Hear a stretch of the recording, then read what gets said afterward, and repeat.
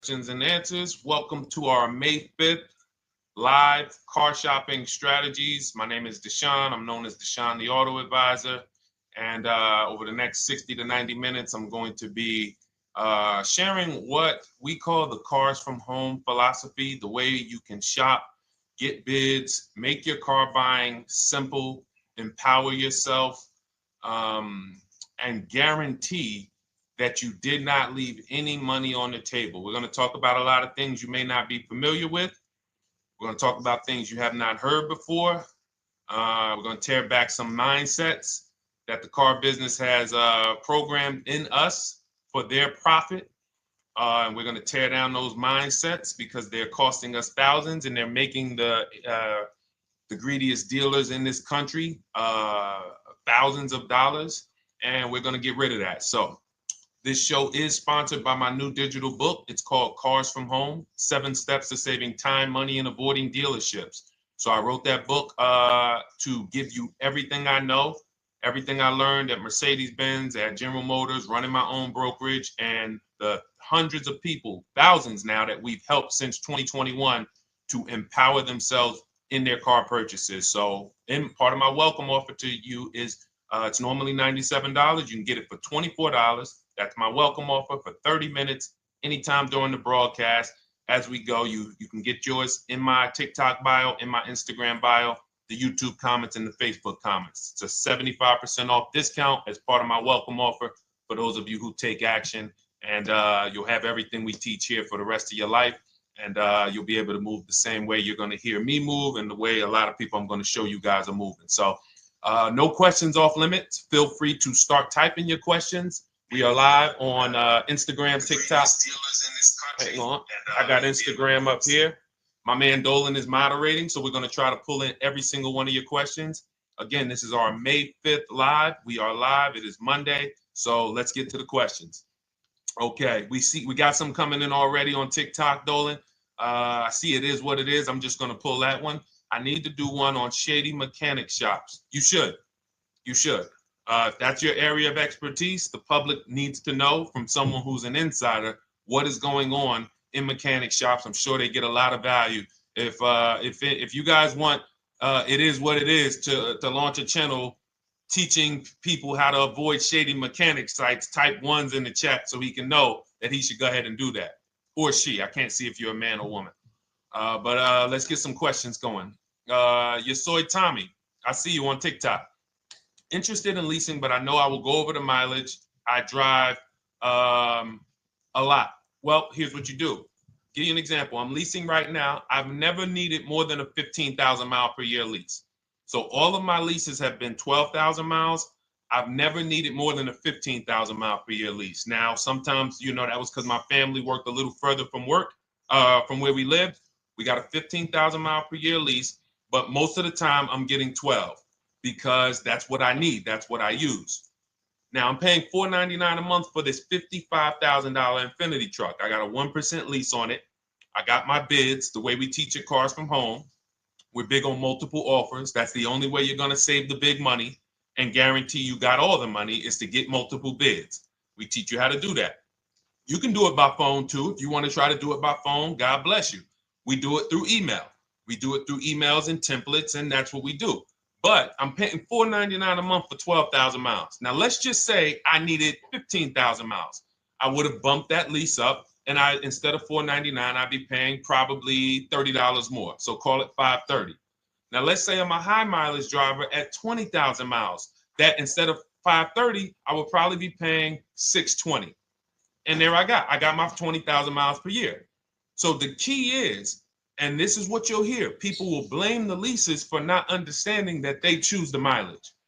The mileage is not selected for you unless you go into a dealer and say, hey, work me up a lease. And then they're going to choose the mileage, probably give you 10,000 miles per year, and then try to close you on that. But that's not the way we shop. We're going to shop and we're going to adjust our miles based on what we need. So if I needed 20,000 miles per year, I would probably be paying $620 instead of $499. If I needed 25,000 miles per year, I would probably be paying $680. So I'm just paying, we get what we need and we enjoy our leases. because when we buy these cars and we drive ridiculous miles, we depreciate our cars, we destroy the value, and then we still have a loan on it in a lot of cases for a vehicle that we have destroyed the value in because we put 60,000 miles on it in 3 years. So our loan is moving very slow, but our vehicle's value is dropping through the ground very fast, which is typically how we end up with $15,000, $20,000, $25,000 in negative equity. I used to see it all the time in dealerships, especially when I was in when Uber took off. When Uber took off, year later, 2 years later, 3 years later, we had tons of people coming in with Hondas, coming in with various cars that had 200,000 miles on them, but they still had 3 and 4 year loans left. And, that's just a recipe for disaster. That's a recipe for disaster. So you should not be leasing, though, if you keep your cars 8 years. Some of you familiar with the 8-year rule, you understand. Everyone should not be leasing. I want to make that clear. Some people say, Deshone, you believe everyone should be leasing? No, I don't. If you are not keeping your cars 8 years, then you should be shopping for below market leases. Don't forget those 2 words, below market leases. Because if you're paying what everyone else is paying for their leases, it's not going to make sense. Some of these strategies are not going to make sense. You need to be getting below market leases. And the way we do that is to comparison shop, get multiple offers from dealers, have them compete for our business, and then we get these leases that no one else can get. Great question. So what if I go over 20,000 miles? What do you recommend doing? You choose your mileage wisely. In my book, I have a section called Choosing Your Mileage Wisely. The whole key with leasing is to scope out the mileage you're going to use, and that's what you shop for. If you know you're going to do 25,000 miles that year, you would do 25,000 miles on your lease. But you don't shop this way. We always shop with 12. A problem with leasing is once again, you go into the dealership, you say, work me up a lease. They're going to work you up what they want. They're going to say, hey, put 5,000 down. Who's had that happen? You go and you look for a lease and they tell you how much money you need to put down. Type me if you've had that happen. And again, welcome to everybody. This is our May 5th live. It's Monday, May 5th. Whether you're watching this today or you're watching this later today, because we will be rerunning this for those who couldn't make the show. Tell your friend they can catch it on our channels. But this is our live show. We're live every single Monday through Thursday at 12 noon. So you'll see people who will go and get blessed transition. You've had this happen. This is what you go in. They work you up a lease. Here, you need 3,000 down. Yeah, you need 3,000 plus your taxes and fees. What do you want to do? So that's them customizing our leases. We never want to do this. We want to customize our lease and run it like this, a template. All your leases you get with, ready? 12,000 miles per year. First month's payment only due at signing. That's it. 12,000 miles per year. First month's payment only due at signing. That is how you shop all of your lease offers, because this allows you to now use the 1% rule, which I didn't create. A lot of lease savvy people know about the 1% rule, where your MSRP, I'm going to just show an example of an MSRP, the price on the window sticker. Every lease is going to be brand new, guys, or either close to it. The price on the window sticker is the price we go by, the MSRP, and we're going to divide our monthly payment into the MSRP. And once we get that, the number, that's going to tell us if we got a 1% lease, if we got a 1.5% lease, if we got a 1.8% lease. And what we did was I created the 1.5% rule to know we were overpaying for leases. You don't have value when you lease something over 1.5%. But let's keep it to the point. The point is you're shopping all your leases, first month's payment due at signing, 12,000 miles per year, and then you're using the 1% to 1.5% rule to gauge the value. Once you find your best offer, that's when you go and you say, can you please adjust the mileage down to 10,000 because that's all I need, or up to 15,000 or 18,000. You shop your offers with 12. You find your best offer concerning what value is, 1%, 1.2%, 1.4%. You lock that up, and then you tell them, show me what the payment will be with 20,000 miles per year or 15,000 miles per year. That's going to keep you from walking into these 80% dealers which are never going to give you a below market deal. When they drop their prices, they're never going to drop low enough to beat their competition. That's why their name of the game is them keeping you from checking their competition. And then you avoid these people, you find those deals, and then you adjust the mileage with that dealer. But choosing your mileage is very important with a lease. And that's why you should take 5 minutes, 10 minutes, tally up your lifestyle over the next 3 years, and you choose your mileage that you need. Great question. Let's go, Dolan. I'm getting married today. Congratulations to Ash on Facebook, everybody. Ash is getting married today. Congratulations. May God bless you with a healthy, lifelong marriage. Hallelujah. All right. Angel on YouTube says, can I lease for 36 months, then purchase to have a lower payment instead of buying at a higher payment? Now, what he's asking or she's asking is, I want this new car, but if I buy the new car, then I'm going to have to pay for the new car, in which case it's too unaffordable. So can I lease it first and then buy the difference at the end? Yes, you can. Let's talk about why that's not that financially wise. There are signals, guys, that tell us we are looking at vehicles that are too expensive for us. Signals. Would anyone on here take a 50-year mortgage? Anybody? Anybody? We got some smart people on here. Anybody volunteering for the 50-year mortgage, ladies and gentlemen? Anybody? Come on, somebody.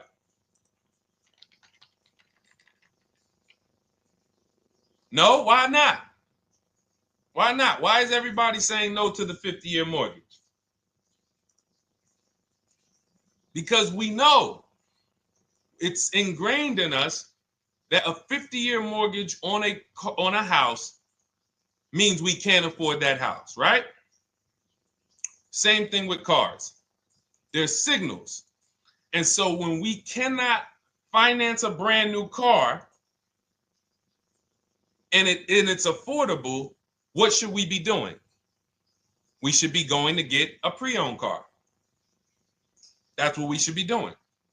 So some of you have the luxury where you could afford both a new version of the car you want, and you can afford a pre-owned version, of course. So you might say, Deshone, I could afford both. I want this car, but I could afford, which one should I get, new or pre-owned? Thank you to the new gifter, Jeffrey Jones. Welcome. The Black King. Thank you so much. Gifter badges. Appreciate everyone who supports this broadcast. Thank you so much. You helped me to keep this information going.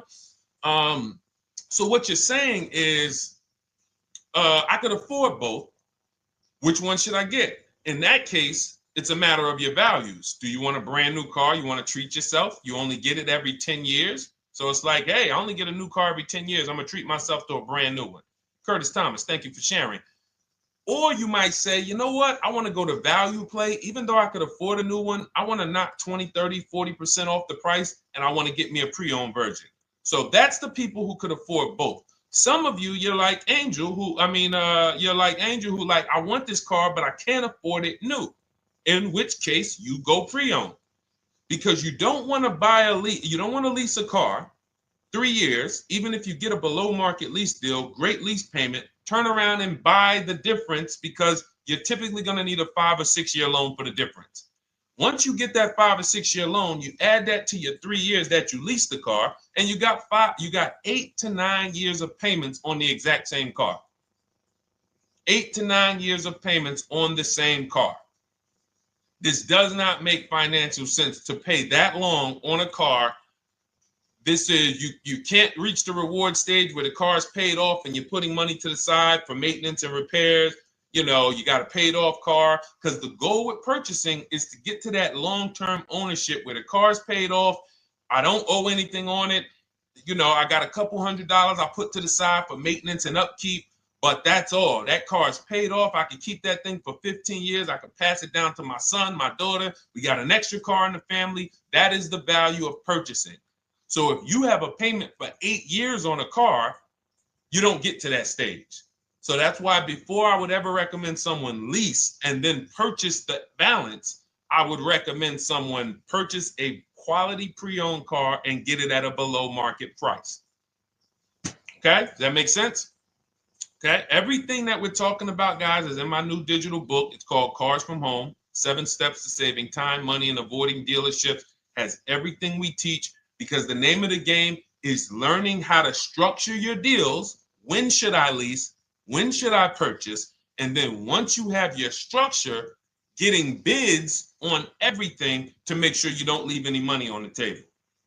When you get bids on everything, you're never going to lose any money on your trade-in, because you didn't just get one offer on your trade-in, you got bids. You're never going to overpay for your interest rate, because you didn't get one offer on your loan, you got bids. You're never going to overpay for the new car or the used car you're buying, because you didn't get one offer on it, you got bids. And that empowers you to control the transaction. That is what we teach. That's in my new digital book, step by step. You can get your copy for 75% off, normally $97, but it's part of our welcome offer for 30 minutes. You got it in my TikTok bio, Instagram bio, YouTube comments, or the Facebook comments for $24. Okay, enjoy it, use it. All right, let's keep it going. I need to buy a car. I want to know how to buy the advertised new the new SUV vehicle for under $10,000 or even under $20,000. I don't really understand the question. Let me read it again. I need to buy a car, and I want to know how to buy the advertised new vehicle for under $10,000 or even under $20,000. Are you saying that's the discount you're looking for, or are you saying that is my budget? Please let me know. I don't quite understand. Go ahead to the next one, Dolan.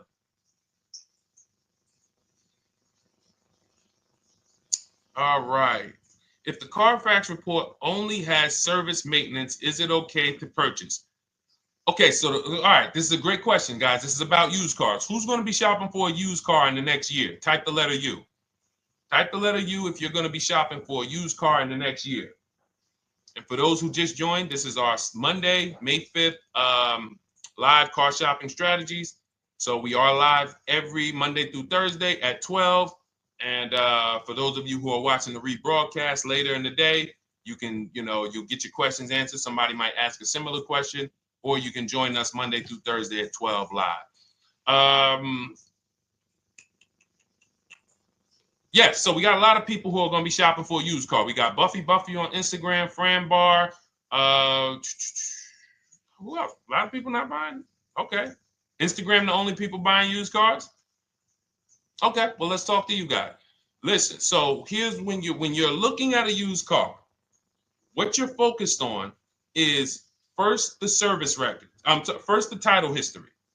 What is the title history? That means, is it a salvage car? Is it a frame damage car? Is it a now, well, let's start first. Where do we find these cars? Let's start there. We're not going to lots. We're not stumbling onto people's lots. That's what they want. We do not want to go through our neighborhoods looking for used cars. Anybody who does not have a used car on a website, they're trying to take advantage of you, because that is unadvertised, that they don't want to be where the competition is. That is not the way we're going to move. And for years, it was like that. You drive past a dealership on the weekend, you see hey, oh, look, they got this nice yellow car, a nice big red car outside, and you just pull right in. That's 2005 stuff. Now, every used car, we need to be able to compare it to the whole market, which means we need to see it on a website, on a marketplace. So we're opening up, this is called my multiple marketplace strategy. We are opening up, and some of you are going to need a pen if you're going to really, or unless you're going to watch the rebroadcast, because I'm running stuff past you that, you're trying to buy a $30,000, $50,000, $100,000 car. We're not talking about how you're going to get a couple things from Amazon and, set up a little home studio for $2,000. We're talking about the second most expensive purchase most of you are going to make. So it's understand that you're going to need to focus in order to get the most out of what we're talking about. So we're going to go to the marketplaces. The marketplaces are Carvana. They sell their own inventory. CarMax, they sell their own used car inventory. Driveway, they sell their own used car inventory. We're going to go to now dealerships. AutoNation, they sell other people's, they sell their own. They buy and they relist it on their website. But then you have Car Gurus, you have Carfax, you have Kelly's Blue Book, no, not Kelly's Blue Book. You have Auto Trader, Car Gurus. So we're going to all these marketplaces, we open them right up in one tab. So now what we're doing is we're putting in our criteria, and what we want to do, we want to go 100 miles out. Even if you're not willing to drive 100 miles out, you want to see what the whole market looks like within 100 miles. So now, if you know what you can afford, then you can put in your price criteria. I have a tool that I created. It's called the Perfect Budget Calculator. Some people who have my book, you've used it, where you put in your down payment preferred, you put in your interest rate, you put in any equity from your old car, and it tells you, because what you tend to miss is the fees. That's what you tend to miss. So if you're not using this calculator that we created, you want to add another $2,000 or so, because you got to factor in the fees in that budget. Some of you go out and say, man, I think I could afford $30,000. Then when you find your car, they bump you up to $33,000 because you didn't factor in the taxes and fees. So this calculator does it for you in my book, and everything we use the Perfect Budget Calculator. But if you're not using it, just estimate another, a little higher. Now you put all of that into the marketplaces. Now you're looking for what the inventory is. Now, here's the reason why you must open up all these marketplaces. First reason, they have different cars on them. Carvana and CarMax has different cars than Car Gurus, Cars.com, Auto Trader. There's different cars on them. Another reason we need to open it up is because sometimes you'll see one car here on Car Gurus for $31,000, and then you'll see that on Auto Trader they marked it down $2,000. It's $29,000. And you're like, wait, why the heck is it lower? This is the same car. Well, it could be because this marketplace got the notification first to lower the price, and maybe this one takes a little longer to see that, oh, maybe that takes 24 hours before their updates take effect. So that's why you want to open up all these marketplaces. Now you're narrowing this down first based on your color choices, what options you want, your models, and now we're starting to narrow this thing down. So we're narrowing it down. Now we start to look at the history of these cars. This is the best way to start narrowing down your used car search. Let's now dive into the history. I need the Carfax. Now, some of these websites will give you a free Carfax. Some of them will try to make you buy a Carfax. Now, I'm going to give you one of the secret strategies that we've been using for years in my book, and I'll tell you it right now. It is how we get free Carfaxes, because when we get to most vehicles, you guys, for those of you who are just meeting me, I worked in Mercedes-Benz for 5 years and General Motors for 5 years, and I ran my own brokerage. I started it in 2016, and I ran that while I worked at the car dealership. So I have a lot of experience and have seen a lot, and that's why I'm able to teach these things. I also love numbers. But one of the things that I know is almost every dealership has a contract with Carfax. So every dealership, we pay Carfax already. So what we're able to do is when we list our inventory on our websites, we're able to list the Carfax with it. We're able to provide that free of charge. But when we pay Auto Trader or Cars.com or Car Gurus, we are not able to actually push our Carfax to that marketplace. But if you come to our website and you find the vehicle on our website, most times you will find the Carfax for free. That is what we have been doing for years. So that now we have the Carfax, because the Carfax is the only way we can see those service records right now, because we've already narrowed it down based on, first thing we're doing is we're looking at title history, frame damage, salvage title, rebuilt title, total loss. That's the type of vehicle. The next thing we're doing to narrow it down, which is where many of you get in trouble, is you're looking at the service records. Skipping service records, buying used cars without seeing service records is disaster. The biggest indicator on if a vehicle was taken care of is what is on those service records. And if you can't see those service records, then I would not buy the car.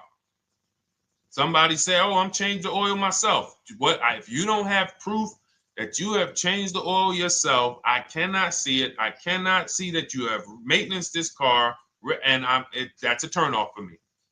Because now when you drive that car a year later, 2 years later, things start happening. You have no one to blame but yourself. Now the regret kicks in. Man, I knew I shouldn't have got this. But chances are, if you find a quality vehicle and you see service records on that previous owner's report, that's going to lead to a quality experience. Okay, so that's pretty much how the initial part of our multiple marketplace strategy. As you can see, we have this to a science. Nothing that we're doing is by chance. Nothing we're doing is on a whim. That is it. But let's go to some more questions. And I think the biggest thing I want everyone to understand so far is that we don't wing anything in this process. There's nothing, everything that I'm teaching you is going to be out of our systems. Now, some of you have different learning styles. So let's address this. Again, welcome to our May 5th, Monday, May 5th live. We're live Monday through Thursdays at 12 noon. And we rebroadcast this for those who couldn't make it. You can share this with your family. Tell them, hey, visit Deshone the Auto Advisor's channel. He did a great show earlier. He answered some questions that everyone had. You can watch the broadcast all through the rest of the day. Now, but we're live every week, but we're live right now. So now the biggest, some of your learning style is different. What we teach is we have the ultimate do-it-yourself guide. This book is rated 5 stars. Thank you to everyone who's rated it on Goodreads. Just pull it up right here. For those of you who are actually on Instagram or YouTube, TikTok, you won't be able to see this right now. But the book is rated 5 stars. We appreciate you. And this is the ultimate do-it-yourself guide, whether you're new cars, used cars, leases, bad credit, how to make banks bid for your financing, high mileage driving. It's all in there, step by step. And it's a digital book, so you don't have to wait for it. As soon as you get and hopefully you get there before the 30 minutes, so you get your copy for the $24 instead of the $97. That's our welcome offer. But that's your do-it-yourself guide. Some of you, you're a do-it-with-you person, and that's Shop with Deshone. You like videos instead of reading. You want coaching. You want support. You want a community. We have 1,600 people in our Facebook group. That's our Shop with Deshone. We've had 2,200, almost 2,300 people come before you. When you see me share people like Zafrina and like Melissa and Sheree, Ken, all of these people who are, they're showing their car deals that they got. Look, took me about 30 days. He went through, past Friday, locked down 2 vehicles, 2 Yukon 2025.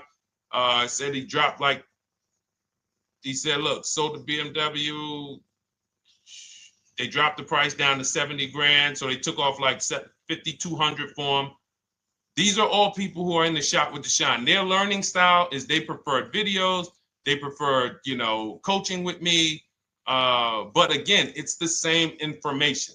So I want to be clear. It's just your learning style. So if you are like Deshone, give me the blueprint and I will run this thing. That you're going to be like the people who send, like Marie. Marie just wanted to let you know she got our book. Using the book, I saved over $13,000 off MSRP. Now, here's where the feelings get hurt. And this is not my intention. But some of you have these same vehicles that you're going to see me sharing that our people get. And when you see what they paid for them and what they're getting off of them, you're going to see, wow, I did not get that. I did not get that type of discount. So all of you who have this 2025 GLC coupe fully loaded, she said they took $13,000 off MSRP. She got her bids from home, got my payment to be hundreds lower per month, maintenance included, no money down. We are masters at no money down deals.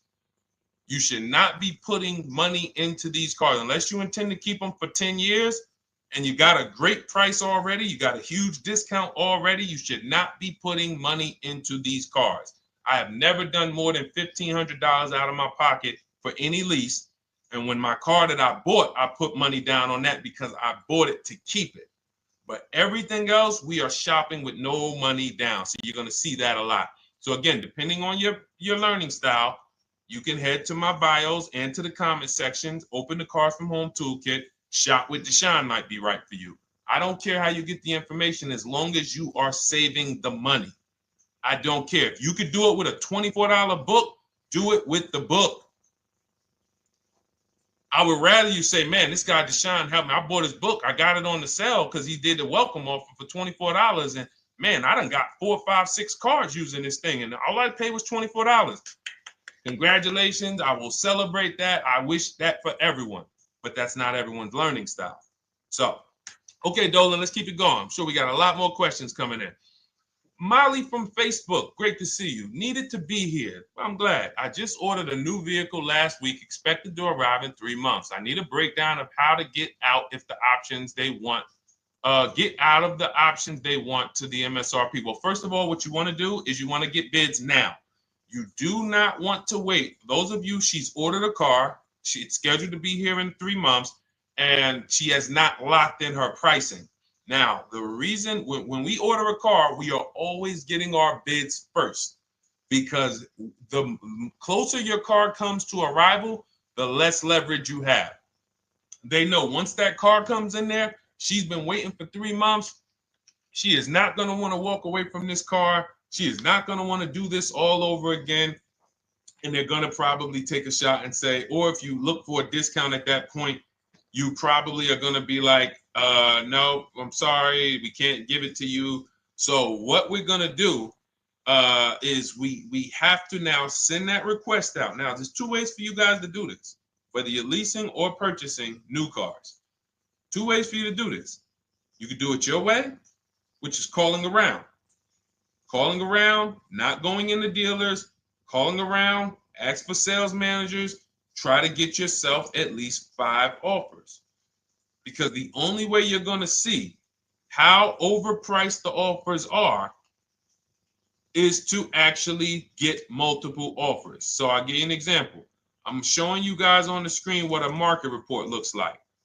So we also have a division. We shop for people's new cars and their leases if they have good credit. So when you see, oh, I tried to pull it up. It's not loading.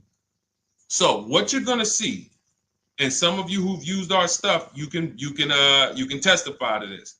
There is a huge spread between the best price and the worst price. Huge spread.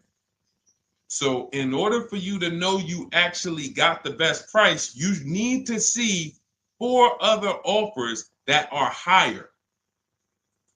I'm going to say that again. Thank you to all the gifters on TikTok. Thank you, Jeffrey Jones. Appreciate it. You need to see other offers that are higher. So let's go back to my car. This dealer who won the bid for my Infinity truck saved me over $8,000. Now, he said to me when I was making the deal with him, he said he knew that I was not going to find a better offer because he had used a special coupon he had to apply towards the deal. He needed the deal that month, and that's why he won the bid. So he's able to take off $8,000. If I was purchasing, I would have got $8,000 off the price. But I leased it, so my lease payment was $499 a month with $1,270 down total. And $1,270, $499 of that was my first payment. So every other offer that I got, $560, $605, $640, $700, $750. That's how you know you did it right. If you don't have a bunch of the 80%, we call them. This is the 80%. Some of you have heard me say we don't negotiate with dealers with fake fees. It's a losing battle because even when they take off all the fees, they're still super high. I'm going back and forth by email. So if you're using what we teach, you're taking minutes out of your day. You're going back and forth with email. We close deals in 60 to 90 minutes. I'm not inviting anyone to car college. 60 to 90 minutes of emails back and forth. Next thing you know, we're closing a deal. But you're going to see, even after back and forth and telling the dealers through email, you can do it by phone. Hey, I'm shopping other dealers. Please make me your best offer. I have all the templates written. So when you're using our stuff, you don't even have to wonder what you're going to say. You just copy and paste our template.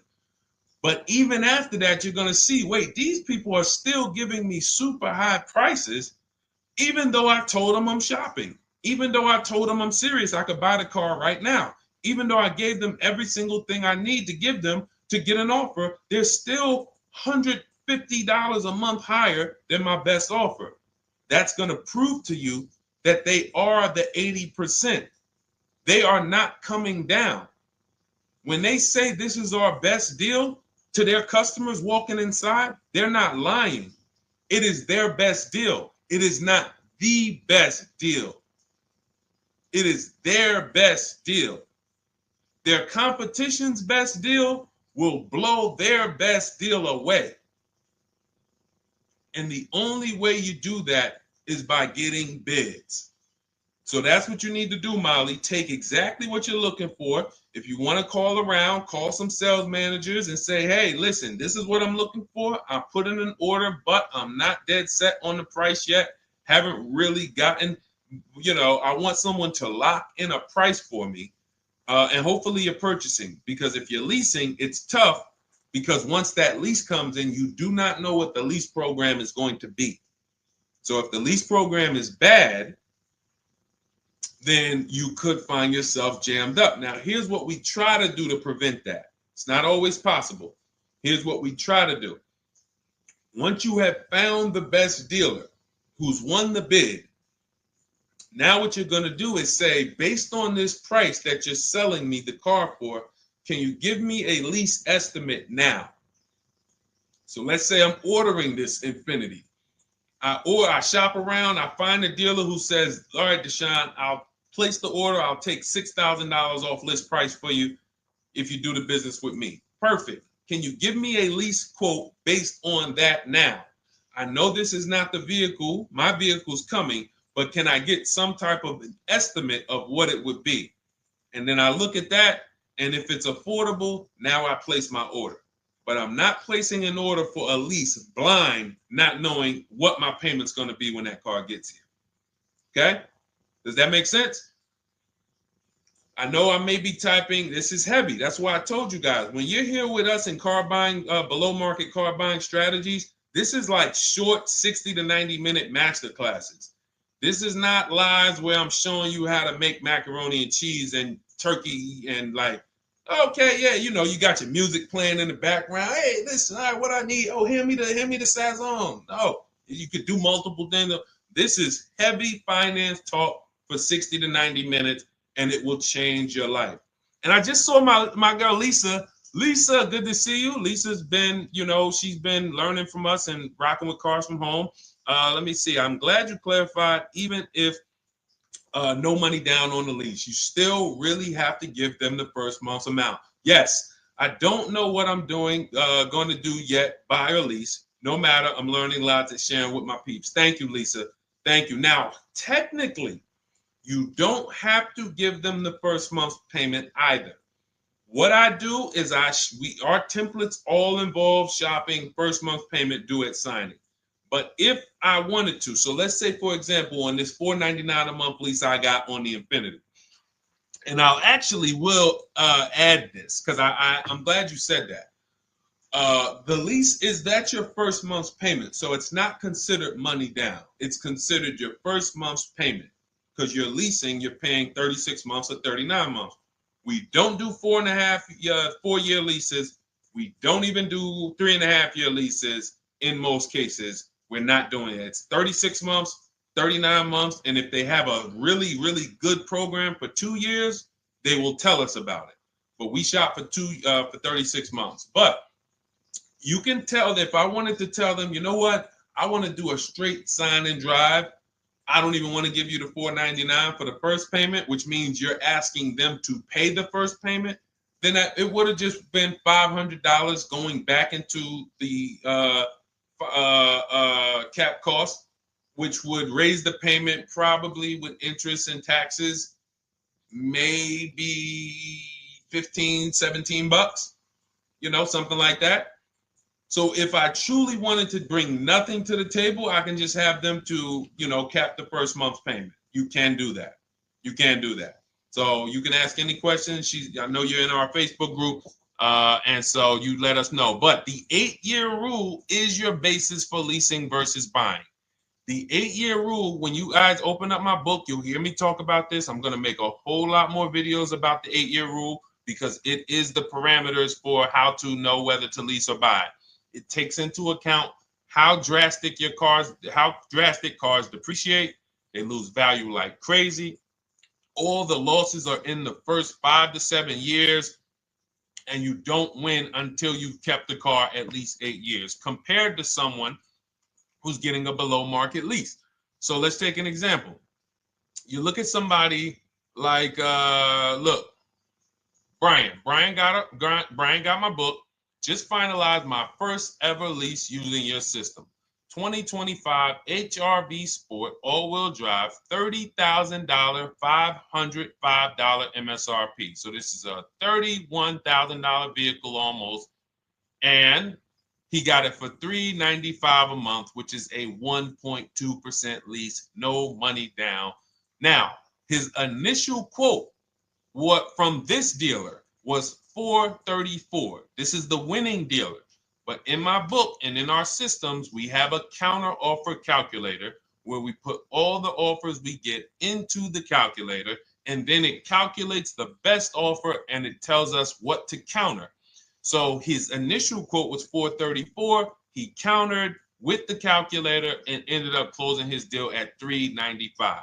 So these are the people that, for all of you who you're like, wow, are there any cars out there with a $300 payment anymore? Well, if you're buying a car, you are buying it at a $300 payment. You could only spend, who knows, every $5,000 on a vehicle is about how much per month. Every $5,000, when you're looking at a car, every $5,000 on a 5-year loan, which is what you should be defaulting to, is about how much per month. Thank you, Nikki. Nikki got a #1 gifter badge. And I don't really know what all of that stuff means, but I definitely appreciate it. The Black King, thank you so much. I just know it means you guys support the show. So I appreciate it. So who knows? Every Nucci Graham is and I wanna Nucci Graham will address you next, because as soon as you get your book, on the thank you page it says, "Thank you for your purchase. Click below to open your book." So we'll address that shortly. But okay, thank you, Lisa. Yes, every $5,000, and Nikki, $100. So this keeps you in the safe zone. When you are looking for how much loan I'm going to take, you are looking and saying, every $5,000 is going to cost me roughly $100 per month. So if I want to spend $400, then my loan needs to be about $20,000, which means I'm looking at this car. If I'm going to buy it for $23,000 plus fees, and I want to be at $400, I'm going to have to come up with some more money down, because I need to get my payment here. I need a $20,000 loan. I'm not going to go in looking at a $20,000 car and thinking, man, can they get me to $250 a month on this? No money down, because the math doesn't make sense. Because the only way they can get you to that is to put you in a 7 or 8 or 9 year loan, which is a horrible deal. And they've done it to a lot of people, because you go in and you just say, get me to this monthly payment. And they're like, well, you didn't say how long. You come in later, hey, man, my loan is, I remember, man, a guy called me, and this is, unfortunately, people are not trained to look at how long their loan is. Early in my career, I think I was still with General Motors, and a guy came in and he had some vehicle, And he was like, you know, D, could you look at this, man, and tell me, because I don't, you know, I'm trying to get out this thing, man. They telling me I can't get out of it now. That's a recipe. You bury yourself when you make these types of moves. They're saying I can't get out. I looked at his contract. It was a 96-month loan. 96-month loan. So he's in a 96-month loan at a high payment. He's going nowhere. And what it came from is him going in and saying, hey, get me to this payment. My payment's affordable, but how long is the payment? That determines what you're paying for the car. So when we say, yo, are there $300 payments out there? I'm showing you. Leasing, there's cars you can drive 30,000 miles, $30,000 cars, beautiful vehicles, payments in the threes when you're shopping and getting bids, and you're finding vehicles with great lease deals. At the same time, on a pre-owned car, that's only going to get you under 20 grand, between 15 and 20 grand. So it's about getting the most for your money. And getting the most for your money, you must take into account the 8-year rule. If I'm not keeping a car 8 years, I should be shopping for a below market lease. I'm not tying up any of my money in this car because I'm not keeping it long enough to have all of that money benefit me. Does that make sense? Type ones if that makes sense. Type dollar signs if that makes sense, because this is about money. If I'm not keeping the car 8 years, then all the money I'm going to tie up in the car to pay for it, to pay off the loan, to do the maintenance, to change the tires, to change the brakes, to change the oil, to change the brake fluid, the transmission, all of the money I'm putting in that car, just normal maintenance. I didn't say anything broke. Normal maintenance over 7 years. I'm not going to keep the car long enough to have that make sense. Whereas had I leased, I'm just below market leases. I'm just literally paying cents on the dollar, changing my oil. Most of the times I'm out the car before I need brakes, unless some of you are driving 15,000 mile a year leases, and then sometimes you will replace the brake, but it still does not compare to the cost of purchasing. And you know, throughout the show, I'm gonna show a lot more lease deals and a lot more discounts. But the reason why I show you guys the lease deals is because the money doesn't lie. Unless you're just hell bent on paying more, the money does not lie. You can't compare when I was, you know, I'm driving $40,000 cars, my payments have a 3 in front of them, and my friends are driving $20,000 cars and their payments have a 3 in front of them. And those cars are used, need maintenance, you know, warranties done ran out after 4 years. I'm over here driving brand new cars, problem free, and they're paying the same amount or more than me, and they're driving inferior products. And then once they really get tired of the car, they go ahead and they trade it in and they start the process all over again. So it's bad financial advice that the car business never trained on, and they just love for people to be ignorant. But we're not going to be ignorant here. All right, Dolan, let's keep it going. By the way, all of you who just joined, this is our Monday, May 5th live. We are live every Monday through Thursday at noon. So for those of you who may be watching the rebroadcast, we rebroadcast the show all through the day. So for those who missed the show, you can either, you know, or some of you want to tell your friends, oh, hey, you're shopping for a car, go watch this show. And we'll rebroadcast this show all through the day. And we rebroadcast all the episodes through the weekend. So for those of you who didn't have time, you're like, man, I want to catch up on all the shows, all the questions that were asked. We'll rebroadcast those through the weekend. But we are live every Monday through Thursday between 12 and usually 1:30. You can have your friends and family tap in. You can bring your questions, and we try to get to as many as we can. All right, Dolan, let's keep it moving. Let's get to some more. What are the companies for loans? Well, there's a lot of them. First thing you want to do is, so we teach something called the bank bidding war. This is a question, because here's my question to you guys. Where do you get your car loans from? Here's my question to you. And I'm going to tell you how we should change the answer, because I know what some of your answers are going to be. Where do you get your car loan from? Some of you are going to say my bank. Some of you are going to say the credit union. Some of you are going to say the dealership. But all of those are not the answers we want to go with anymore. Here's the answer. You got it, Nikki. I love Nikki. Whoever gives me the best rate. That is going to be the answer moving forward. If you're using what we're teaching, that's your answer. Whoever gives me the best rate. What, in other words, whoever wins the bid. So what we're doing is we are not just going to our credit union and having them run our credit, give us a rate, and now we going out and we're shopping with a check in hand and we're shopping with our back against the wall because the bank says, well, hey, you know, your pre-approval expires May 17th, so you hurry up and find a car or you're going to have to come back and run your credit again. Now we're over here and our bank is putting our back against the wall. That's ridiculous. So what we do is we use what you should do is you should look at the average interest rate. If you have average credit, look at the average interest rate, and then you use that to budget. Again, I have a calculator that we invented. It's a proprietary calculator. You can't find it on Google. It's in my book. It's in our course, Shop with Deshone, in our checklist, our video checklist. This is stuff that, again, we don't, if you notice stuff that I teach, it's not anywhere. Deshone, why can't I find an 8-year rule on YouTube? It's because it's Cars from Home. We created it. I can't find the 1.5% rule. No one else teaches that because it's our intellectual property. We created it. I don't mind people saying it, but they need to understand we didn't find this stuff. We created the stuff. So calculators, we invented them. So this calculator you take this interest rate, but even if you want to use a standard payment estimator calculator, you can take just what I said. Remember, add a little bit more for the fees, because that's what you're not taking into account. The fees, the taxes, and that's where we get in trouble.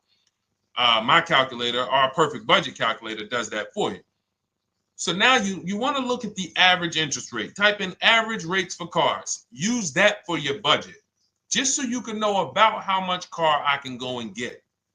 So between what I told you about the 5,000 being $100 a month, and that last part about, adding a little bit more and using the average interest rate, you should have a good gauge on a range of car to go and shop for. Now, once you now shop your market, whether you're shopping new or whether you're shopping pre-owned, once you find no one's touched your credit till now. No one has touched your credit with a hard pull, especially not. We do not, in order for this to work, like what Nikki is saying, where you're only giving your business to the bank or credit union that gives you the lowest APR. In order for this to work and for you to be able to shop freely, no pressure, you need to make sure you don't let anyone run your credit with a hard pull before you find your best deal on a car. Soft credit pulls, estimates of budgeting, the way I just said. Now, you go out, you find your car, whether it takes you a week or a month or 3 months. Bang, I found my car now. You lock the car up, put it under contract, you leave your deposit. You never, ever. How soon when you get a car does the dealership want you to take it? I like asking questions like this because we can prove how predictable most of the car business is. How soon after you purchase a car does the dealership want you to take it? Thank you, Janae. Immediately. Now, the reason for that is, there's various reasons. There's various reasons. Right then and there, Molly, yes. But what I want you guys to focus on is what you lose by taking it right then and there. You lose the ability to shop the interest rates. And shopping the interest rates is very important because you'll always wonder, could I have gotten a better rate? So what you do is you lock the car up, you let them know, hey, I'm going to go home, just give me my, let me get my paperwork so I know exactly how much I need to tell my bank. And here's the key, if you guys can beat what my bank or credit union gets says, then I'll give you the loan. See, some people think that I teach don't let the dealerships compete. I never teach that. What I teach is don't let the dealerships be your first offer ever. They are always your last offer, and they're competing against other offers that you got. So now you're going home, your car's waiting, you're going to see what your bank, your credit union can do, and then you go online. You can go right online. Auto loans online, auto financing online. Let all of these banks and credit unions access your credit now with the hard pull, because there is an article that Experian did, and you can find it on almost any credit bureau, wrote an article on rate shopping. They allow you to have multiple lenders compete for your business within a small period of time. They say the window is 14 to 45 days. So if the window is 14 to 45 days, how quick do y'all think I want you to do it? If the window says, because that's a big window, as long as you shop within that window, at the end, those multiple inquiries will have the same weight on your score as one inquiry, because it looks as if you were shopping and you were doing your due diligence. Thank you, Greg, Sheila, with these gifter badges. I don't know. It's like a nice. I appreciate it, Glendale. Thank you. So with these, when these banks are competing, what you're trying to do is say, everyone here on my end, we call this the bank bidding war. This is round two. Round two is you are bringing your car home. I'm sorry, you are at home. You're going online. You're calling your bank. You're calling your credit union. If you have one, you're going online. This will take you literally one day, not even. This maybe take you an hour. Because if they say that the window to shop is between 14 and 45 days, I want you to do it in 24 hours. We want all the competition in 24 hours. Because that guarantees we are way within the window. They're going to look and see, wow, this person bought a car. They had multiple lenders competing in a small period of time. They're not out here just letting people run their credit over, every week. Some new banks running their credit. So now you call the dealership afterwards. You say, hey, the best offer I got was from such and such credit union or such and such bank. If you guys can beat it, I'll give you the business. You allow the dealer to now shop you to their banks. In which case, they're going to call you and say, hey, good news, we got you a better rate. Or, hey, good news, we couldn't beat the rate, but we can match it. In which case, they save you the time, they save you the paperwork. Or they're going to say, hey, listen, that's a great rate you got. We can't beat that. None of my banks can beat it. And in which case, we guarantee all around we got the best rate, which is the goal we're looking for. As Nikki said, I'm only giving my business to who gave me the best rate. That is the bank bidding war. So when you get your digital book, Cars from Home, you'll get that in writing. We also have it in our Shop with Deshone video checklist for those of you who are more do-it-with-me types. Again, we're all about your learning style. And some of you just like, Deshone, I see you. Can you shop for us? What are these? I'm seeing a lot of you guys shop for people, new cars, new cars, leases only. And you have to have good credit. Your FICO scores need to be over 670, all of them. But if you don't, again, same result. We've been helping people get these results since 2021. And again, I am all about speed. These are short videos. The book is boom, action steps, action, action, action, action.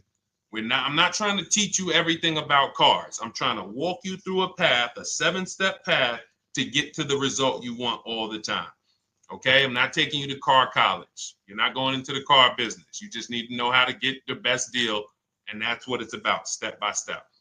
Okay, but for those of you who are just coming on, this whole show is sponsored by my new digital book. It's called Cars from Home, 7 Steps to Saving Time, Money, and Avoiding Dealerships. It's a digital book. Everything we teach about new cars, used cars, leases, below market financing, high mileage driving tips, bad credit tips for those of you who have your credit is not going to qualify you for everything else we're talking about. You need specific strategy. We have that specifically for people with bad credit inside my book and inside Shop with Deshone. So that's why I never believe in one size fits all car buying advice, because all of you are in different situations. So how does somebody look saying, you all should do this? We're all in a different situation. I have a trade-in, he doesn't. He has a lease that's coming due, he doesn't. Oh, he has a lease that's coming due, he has equity in it, we need to help him get that equity out. He has a lease, it has an equity, but it has a third-party restriction. We can't talk to people the same. That's why everything we do is custom and letting you know, no matter what your situation is, it's very common to us. Very, very common. So, all right, let's keep it going. We got some more time, Dolan. Pull them up. More questions. All right, yeah, I see we got a couple more coming in on TikTok. How do I get the book? Well, the book is in my TikTok bio. In my Instagram bio, there's a website there. It's Cars from Home Toolkit. And then you'll see the welcome special for $24. So the book is normally $97, but as part of our welcome special, you got 30 minutes to get yours for $24. So you won't pay the $94. You get 75% off. We also have a link for you guys on Facebook and YouTube in the comment section so you can get your copy.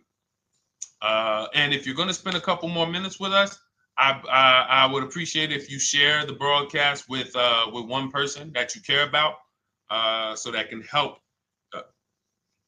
we can help get this information out and we can help change lives. If you didn't receive your ebook, well, first of all, as soon as you purchase your book, you're going to see a thank you page. It says, thank you, screenshot this page. And then it says below, click the link below to open your book. So you actually get the link to open it as soon as you make the purchase. And then I say, I also emailed you a copy. So sometimes people type their email in, one letter's wrong. Obviously, we can't send a book to an incorrect email, which is why I have my support team's email right on there. So that if you don't see that book within 5 to 10 minutes, you email my support team, hey, I didn't get the book. They'll get you the book right away. So as you can see, I want you to, Dolan, can you put up, do we have anywhere with, we can put up the support team's email for this person? And just send an email to support. There you go. Thank you so much. Support at Deshone the Auto Advisor. Thank you, Dolan. Best moderator in the world. All right, so shoot them an email. Just let them know. Give them your first and last name, and they'll check the record, make sure that we have a purchase from you, and they'll send you your book right away so you can dig right into it. Okay? All right, let's keep it. We work with clients all around the country. What I'll start doing, I wanted to bring some on here today, but I can't load them up. The system is showing an error. So I got a lot of people. I always bring tests. I always like to show results. So, you know, I'm a results person. So you'll see a lot of people that I share. Brian, who has our book, and, you know, his lease, Marie with her $13,000 off. All of these people made deals from home. They were not in a dealership negotiating this. You got, look, Frank, I bought your book, used your system, and just closed my deal and have positive results to report. I love when y'all email me, by the way. Like, please continue to do this. A caveat is I wanted a just released 2026 Genesis G70 Advanced, and there are no incentives. I could have gotten incentives on the 2025. However, I wanted the 2026, and I was willing to pay. So even with high demand cars, even with cars that are rare, this is the situation. I reached out to 20 dealers and I received 9 offers for 36 months, 12,000 miles on a $58,000 MSRP. The initial offers range from $1049 to $901 with everything in between. I counter offered using the calculator that we have and closed the deal at $815 on a $58,000 MSRP. That's a 1.4% deal. Now, mind you, that on a vehicle on a 2026 with no incentives, which means every bit of that was the dealer taking off money for him. He probably had to get at least $5-6 grand off to have that deal come in the 8s, when other dealers were quoting him 9 up to 10 and, you know, mid $1,000 range. So, you know, but so I show the book testimonials. I show my Shop with Deshone testimonials. But I want to start bringing these market reports so you guys could actually see that's our team shopping all around the country. And that allows us to stay, we're able to just stay on top of the market, like from state to state. It proves like this stuff is not, oh, if you're in New Jersey, the deals are better. Yeah, if you're in Florida, the deals are better. If it's California, we don't have deals out here. All of this stuff is not true. And thank God we have people using the Cars from Home systems, be it by book or be it by our video checklist, or be it us shopping for people all around the country where we can tell you beyond a shadow of a doubt. I can show you market reports from Texas, from Oklahoma, from South Dakota. We did a deal for a Mazda, a South Dakota deal, Nebraska, California, Florida, Georgia. We're shopping for people all around the country. And there's great deals everywhere in the country when you know how to make dealers bid. Because you're always going to find that 20% dealer who just wants to beat their competition. They're the best in the region. And you got to go out to find them. You got to have a system to find them. Because most of the dealers are not them. Most of the dealers are the 80%. That's just the way it works. It's a numbers game. And the 80% are very expensive. And when you walk into the 80%, they'll go down. You're like, oh man, all right, can you take off? Can you get me down? Like, yeah, man, you're like $150 a month higher than where I could be, my max. And they go back and forth. They're like, man, I could take off $50 a month. Ah, man, that's the best you could do. And then next thing you know, you get down to 100. Yeah, all right, we'll take off $100 a month. And you're like, all right, I guess I'll take that. You don't realize that a 20% dealer, not only were they nowhere near your max budget, they were $100 less than your max. You're talking to the 80%. The 80%, when they come down, they're still here. The 20% are here. So you're over here with an 80% dealer walking into these dealers. 8 out of 10 dealers over here are 80% dealers. So y'all talking them down like this, and y'all thinking we winning. Oh, I talked them down to this. Meanwhile, the 20% dealers are here. 20% dealers will launch a bid. We gotta cut. Oh man, if this thing wasn't broken, tomorrow's show, I'm gonna bring on a lot more market reports. We got dealers who come right out. We getting offers 700, 790, 820. Dealer come right out 650. Boom, blow everybody away. Like, oh, let's go. We got a winner. Looks like we got a winner here. That's it. And then it becomes fun. As you can see, this is fun for us. When you change the way we shop, you shop and you start to you're going to be the prize. You're going to be the prize. So anyway, let's keep it moving. For those of you who have gotten your book, I look forward to you using it, empowering yourself, having these same results. For those who didn't know about the book, it is a digital book. You can get your copy for 75% off for 30 minutes in my TikTok bio, my Instagram bio, the YouTube comments, and the Facebook comment. And for those of you who've been on and you still don't quite trust us, you want to get started with maybe some free advice, go grab our cheat sheets. We have our free cheat sheets in my Cars from Home toolkit, totally free. Test us. Look at the cheat sheets, look at the strategies, look at the emails I'm going to send, guiding. Like I don't play around. So if you want to just say, test out, let me hear some free advice, start with our cheat sheets. All right.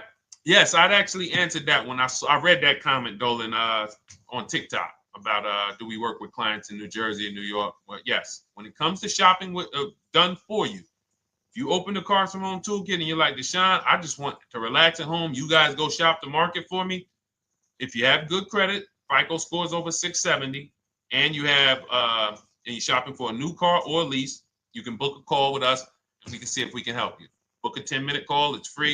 And we can see if we can help you. Is it best to lease a car if you're currently underwater? Ooh, if I was underwater right now, let's just say I have 15,000 negative equity. I made a bad deal during the pandemic. I'm upside down and I'm like, man, I got to get out of this car. But and first of all, I know I should be leasing because now we know the 8-year rule. The 8-year rule says if we're not buying our cars to keep them at least 8 years, we should be shopping for below market leases. We're going to pay a lot less money. Below market leases, not normal leases. Very important. So what I'm going to do is I'm going to actually right now look for an electric vehicle that I could lease because some electric vehicles right now, we're getting under 1%. We're getting 0.88% leases. We're getting 0.79% leases, because if you do your bidding, you're going to see. Now, again, if you want to call around for your multiple offers, you can do that. I'd rather you call around than to do what you've been doing. I'd rather you, with your new cars and your leases, call around before you walk. That's better than what you've been doing. But if you're like, Deshone, I don't want to talk. I don't want to wonder what I'm going to say. I just want to copy and paste. That's the Cars from Home way. Either way, you get your 5 offers, and you're going to see now, my best offer on this $40,000 electric car might be $320 a month. So I'm now driving a $40,000 car. If I didn't have my negative equity, then I would be driving it for $320. But now I got to bring this negative equity over. Now, the reason why you want to look at these electric cars for this is because if you try to bring a bunch of negative equity over, what ends up happening is you're now messing up the loan to value ratios, and the bank won't approve it. So you might go in and look at a $40,000 car, and now you bring this 15 grand of negative equity, and the bank is saying, we're not going to loan $55,000 on a $40,000 car. We're not doing that. So that's when they'll say, some of you may have heard this before, you have to put money down. They'll say, we can't get you approved unless you can put $3,000 down, $5,000 down. You have too much negative equity, and the bank is not going to approve it all. But when you get your bids on some of these electric cars, you're going to get $10,000, $15,000 off. And this is specifically what I would be looking for. I would be looking for the electric vehicle that when I get my bids, I'm saving 15 to 18 to 20 grand off. And if you guys don't think that's possible, you haven't been here for long. You know, this is Milligan. She bought her Mercedes EQE last year. She literally, MSRP of her car was $79,245. She got almost $30,000 off the vehicle. Almost $30,000 off the vehicle. $51,359 is her price. $79,000 vehicle. She got it after rebates, after discounts, after everything. $51,359. So you take a vehicle that you can get a huge amount of money off, then you bring your negative equity over. So now that payment goes from $320. Yes, it might go up to $575 or $600 even. But I know I'm in a nice car now. I'm in a brand new car, and after 3 years, I'm done with that negative equity. So that's what I would be doing. And if God forbid the car gets totaled while you're driving, you're out of the negative equity in a lease. So if I rolled that negative equity, 15 grand over to this car, now I'm driving it. Boom. All right, I got this electric car. I'm out of the negative equity. I got a good value. I'm in a $40,000 car. My payment is affordable. Now I'm driving. Oh, shoot, car gets totaled. I'm out. I can go get me another car now. I can go and get the same exact car, but I can get it for $320 now. So, you know, that actually is the reason why people commit insurance fraud and total their cars or get them stolen intentionally. But no, that's just something to keep in mind. Something to keep in mind. Because most of you, when you start leasing, you're going to see that was my reason for negative equity. That was my reason I kept having negative equity, is because I wasn't leasing. And that was the reason I was paying more money for cars than I should have, because I wasn't leasing. And again, the key is getting below market leases. You walk into a dealership and say, work me up a lease, you're not going to have these payments that, you know, we're talking about here. It has to be below market leases. That comes through multiple offers. Only way. All right, let's keep it going. A lot more questions. No gap then. Is that your first time leasing? Well, no, we'll get to that. I see it's a little conversation happening on TikTok over here. By the way, everyone, this is our Monday, May 5th live. We're live Monday through Thursday. Tell your friends, please. I would love for those of you who are going to keep joining us to see some friends tomorrow, family members tomorrow, co-workers. When you are at work, when you're talking to people, if they say they're car shopping, I would love for you to invite them to our live shows Monday through Thursday at 12. And if they couldn't make the show, we will rebroadcast each episode for the rest of the day. So after today, after we end the show, if you guys want to refresh on some things or you want to whatever, you want to send people, we will rebroadcast this episode for the rest of the day. And then on the weekends, we put together a weekly compilation. We broadcast them all just for the people who couldn't make the live shows. But every Monday through Thursday, we are here. And yes, happy Cinco de Mayo to you too, Nikki, and to everyone who celebrates. All right, what do you think about waiting till December month, mid-month to buy a vehicle? I do not. Dealers need cars to sell before that.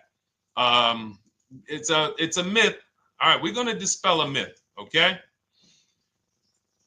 When have we been taught that the best time to buy a car is? Thank you to everyone running up the likes on TikTok. We're at 3,400 likes. Every time you hear something you like, you double tap the screen. That makes a big difference. It sends a message to TikTok that we're doing something good over here. Okay, end of the month. Yes, sweet now. End of the month. So we're gonna peel, like I told you guys when we started the broadcast, right? We are gonna, yes, Molly, last day of the month, right? So this is what we have been taught. Last day of the month, come on in. That's where your deals are, right? Let's look at this logically. As a former car salesperson, the times where where I saw the dealer or myself being the most desperate was the times where we did not have a lot of customers. Sometimes you look up, it's the 10th of the month. They call us into a sales meeting. They say, hey, guys, we got to sell 200 new cars this month. We are only at 40. We are way behind. We are tracking way behind. Call anyone you know who's a real customer. We are entertaining every reasonable offer. Now, you've been taught there's a group of people that we know are coming at the end of the month. There's a group of people that we know that last weekend they're going to rush. But there's no desperation there from us because we know they're coming. So we look and say, I'm much more desperate at various times throughout the month than I will be at the end of the month. Because think about it. Every time you go into the dealership at the end of the month, is it dead or busy? You go into the dealership most of the time at the end of the month, is it dead or busy?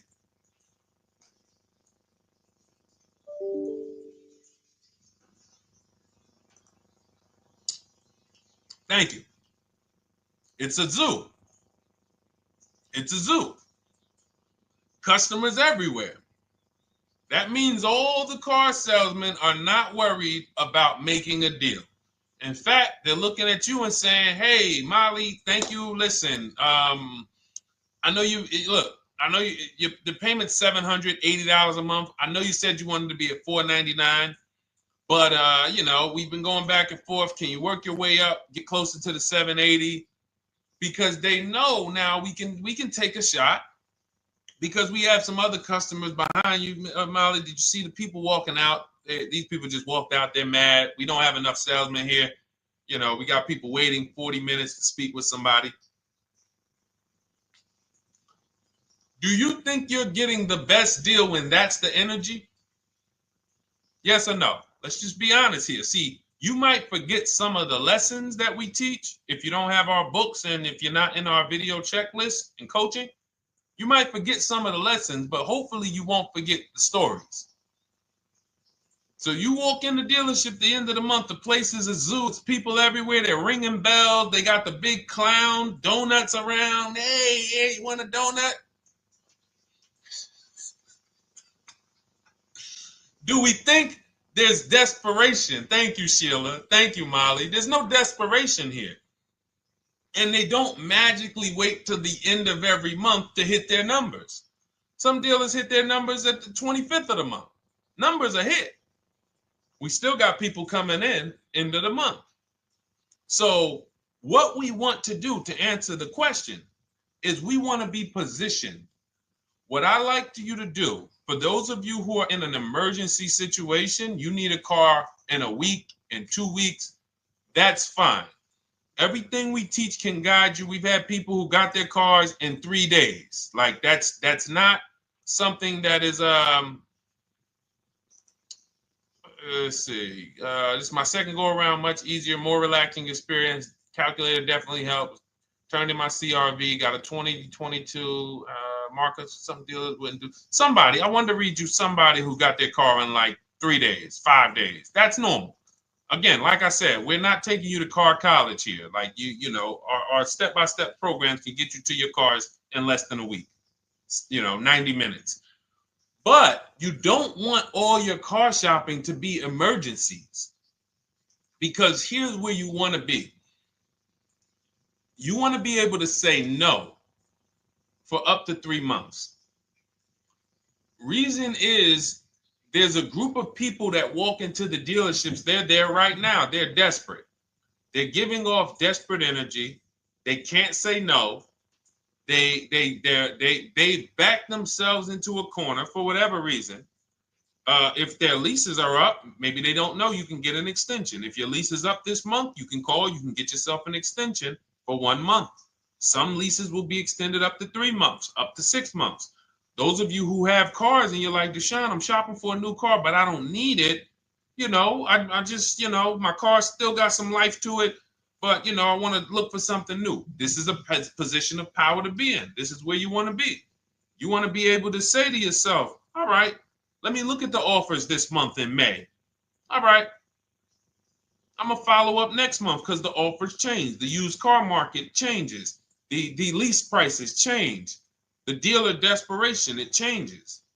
I'm not letting tariffs push me into doing something and making a bad deal. I'm not doing it. I'm not worried about tariffs coming, because there's going to be deals no matter what. If the prices of the new cars go up, what happens to the prices of our used cars that we're going to be selling? See, that's how we really won during COVID. Some people who've been with me since 2021, that's how we were winning. My man John Shaw, he was one of the first people. David Isaacs came in, got his BMW. Yes, the lease prices were slightly higher back then. We were still getting under 1.5. We were still getting 1.4. John got a 1.2 on a Jeep Wrangler, but we were selling our old cars for 8, 10, 12 grand more than they would be worth today. So even if the new car market goes up, we know how to maximize the prices of the cars we're getting rid of, and we're going to offset it. So we want to position ourselves to be able to say no. That is the strength. That's the leverage where we can say, you know what? All right, I'm going to follow up next month. Now we're telling the dealers right up front, hey, call me. I'm good between now and June 18th. I'm good between now and July 20th. So now what those dealers say is, okay, this is a serious customer. By the way, we have all this in templates. In my book, you fill out the template, you fill in, here's the day you can buy a car. This is your deadline. When we blast it out, these are things you can call dealers and you can tell them, hey, I'm good between now and anytime before the summer. Call me if you get a black one with the red seats and this package in it. If you want to call around, you want to do it that way, you could do that. But what you're letting them know is, call me when you want to make a deal. I can make a deal today. Let me see the numbers today. Great. All right. If sometimes you'll see that a car is a little bit out of the range we want it to be in, you might say, man, I'm looking for it to be around, 505. This thing's coming in about 550. Okay, maybe I'll check next month, see if the program gets better. You might say, all right, dealers are saying to some of you shopping for cars that maybe every dealer is not going to have it. When you reach out to the dealers, only 5, 6 dealers have it. But they say, hey, I got something coming in May. I got something coming end of May, June. Is that good for you? See, they're desperate customers. They can't say yes to that because they back themselves into a corner. But you guys now operating with a 90-day shopping cycle. If a deal comes today, I'm jumping on it. But if you got something coming next month, I'm jumping on that. Call me when you're desperate. Call me when y'all have that meeting. Hey guys, we're way behind. Listen, we need a deal. I'll take any deal right now. Hey, is that person that Sheila McCauley, you know, that last month, her number, we couldn't make that deal last month. Did she get a call yet? Hey Sheila, did you get a call yet? No, I'm still waiting. Okay, great. We can get to your number now. Perfect. Thank you. Positioned. So we want you to be positioned when you use what we teach, whether it's the Cars from Home digital book, whether it's the Shop with Deshone. For those of you who are like, Deshone, let's do this together. I want the checklist videos. I want coaching. I want to be able to pop into the Facebook group, ask around. We can't give you that for $24. No author can give you the support. I got tons of books. Dare to Be a Man, In His Steps, Tony Robbins' book. None of these authors can give me support for the price I paid for their book. That just can't happen. But some of you are like, you know what? This is a big investment. I want to make sure I have access to, you know, systems for life. That's the Shop with Deshone done for you video checklist. And then you got coaching direct with me in our Zoom calls every first and third Wednesday.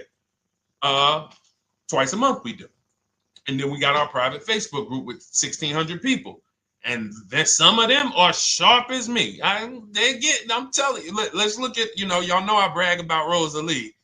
If you like Rosalie, if girl got 4 cars in within a year, you know. Her first car was the Infinity. She got her Infinity truck. And I was sharing her a lot last year when she got her Infinity QX60, but she recently shared that she got 3 vehicles. And hold on, where is she at? I just had her up. So this is the people that's in the group.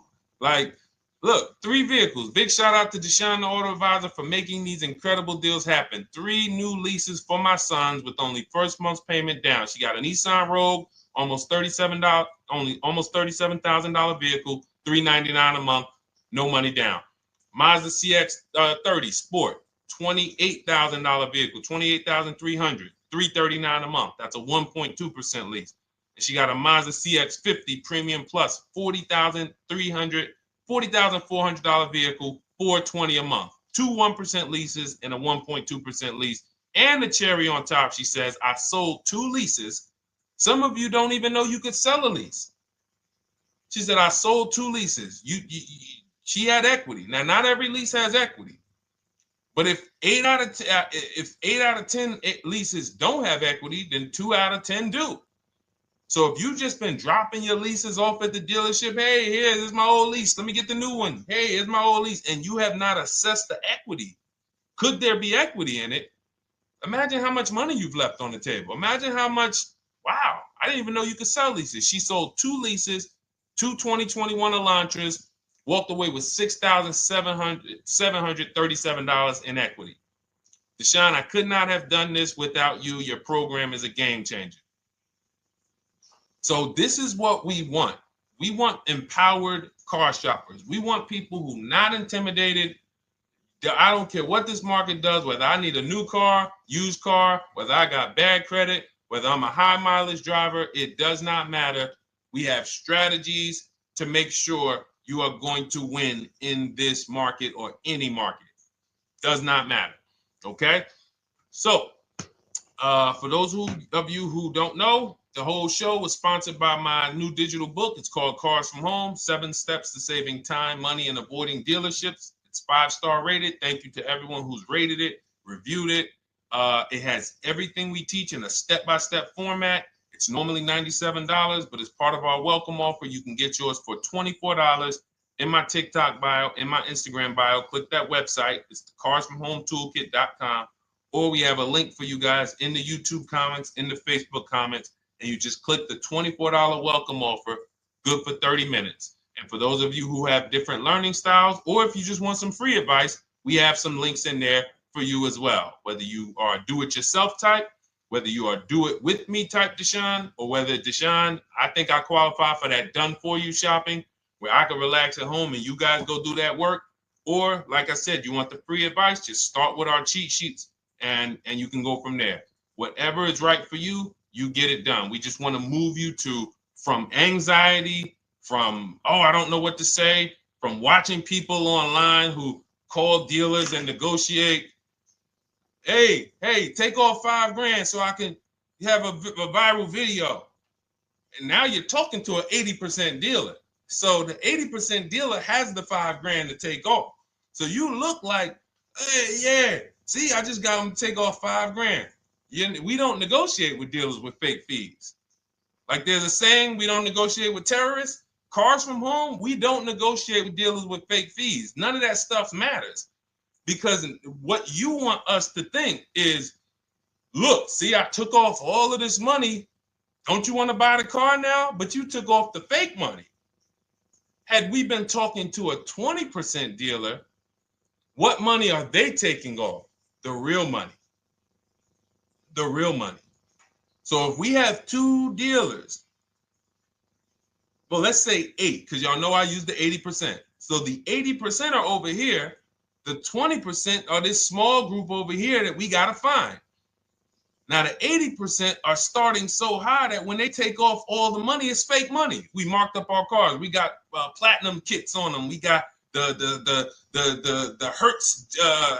Hertz service plans on them, and the Simonized kit and the low, all of that stuff. Okay, so yeah, we done took off 5,000 for you, but 4,000 of it was fake. Meanwhile, this 20%, they don't have the fake. So when they take off 4,000, it's real 4,000. And we over here talking to these people. Hey, take off all that fake money. See, guys, you can do this too. So listen, we bidding is the way to go. You cannot negotiate your way to a below market deal, but you can get bids and it will make your life easier. You'll start to enjoy your car shopping. You'll start to feel like you're empowered. You're the prize. Someone won your business. They won your loan. They won the opportunity to buy your car. You are the prize. So that's what it's about. So we are here Monday through Thursday, 12 noon. Make sure you meet us live or tell your friends and family who are shopping, hey, hop on this show. We're live on TikTok, Instagram, Facebook, and YouTube. But we will broadcast the show for the rest of the day. So those who want to catch up on some things that you may have missed, or if you just jumped on and you're like, whoa, man, I missed a lot. We'll rebroadcast this show for the rest of the day. But tomorrow we'll be back, which will be Tuesday, May 6th, 12 noon. Meet us here live. Thank you so much. Welcome to the new followers. Thank you to everyone who gave me gifts. Thank you to everyone who bought a book. Thank you for those of you who are in Shop with Deshone.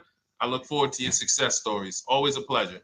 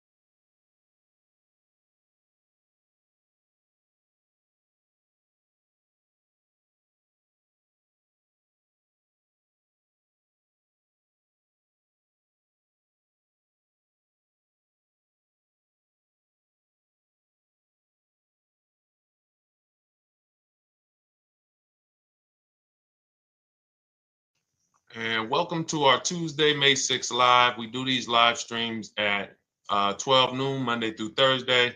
I am your host, Deshone the Auto Advisor. And for those of you who've never met me, I have devoted the last 4 years to teaching people how to get the best deals on cars and to learn all the mistakes that the industry, the car industry, would love for you to continue making, because they make a lot of money when you make mistakes. And so what we do here is we really just do questions and answers. I will teach on various topics that I feel are widely misunderstood, like the subject of leasing.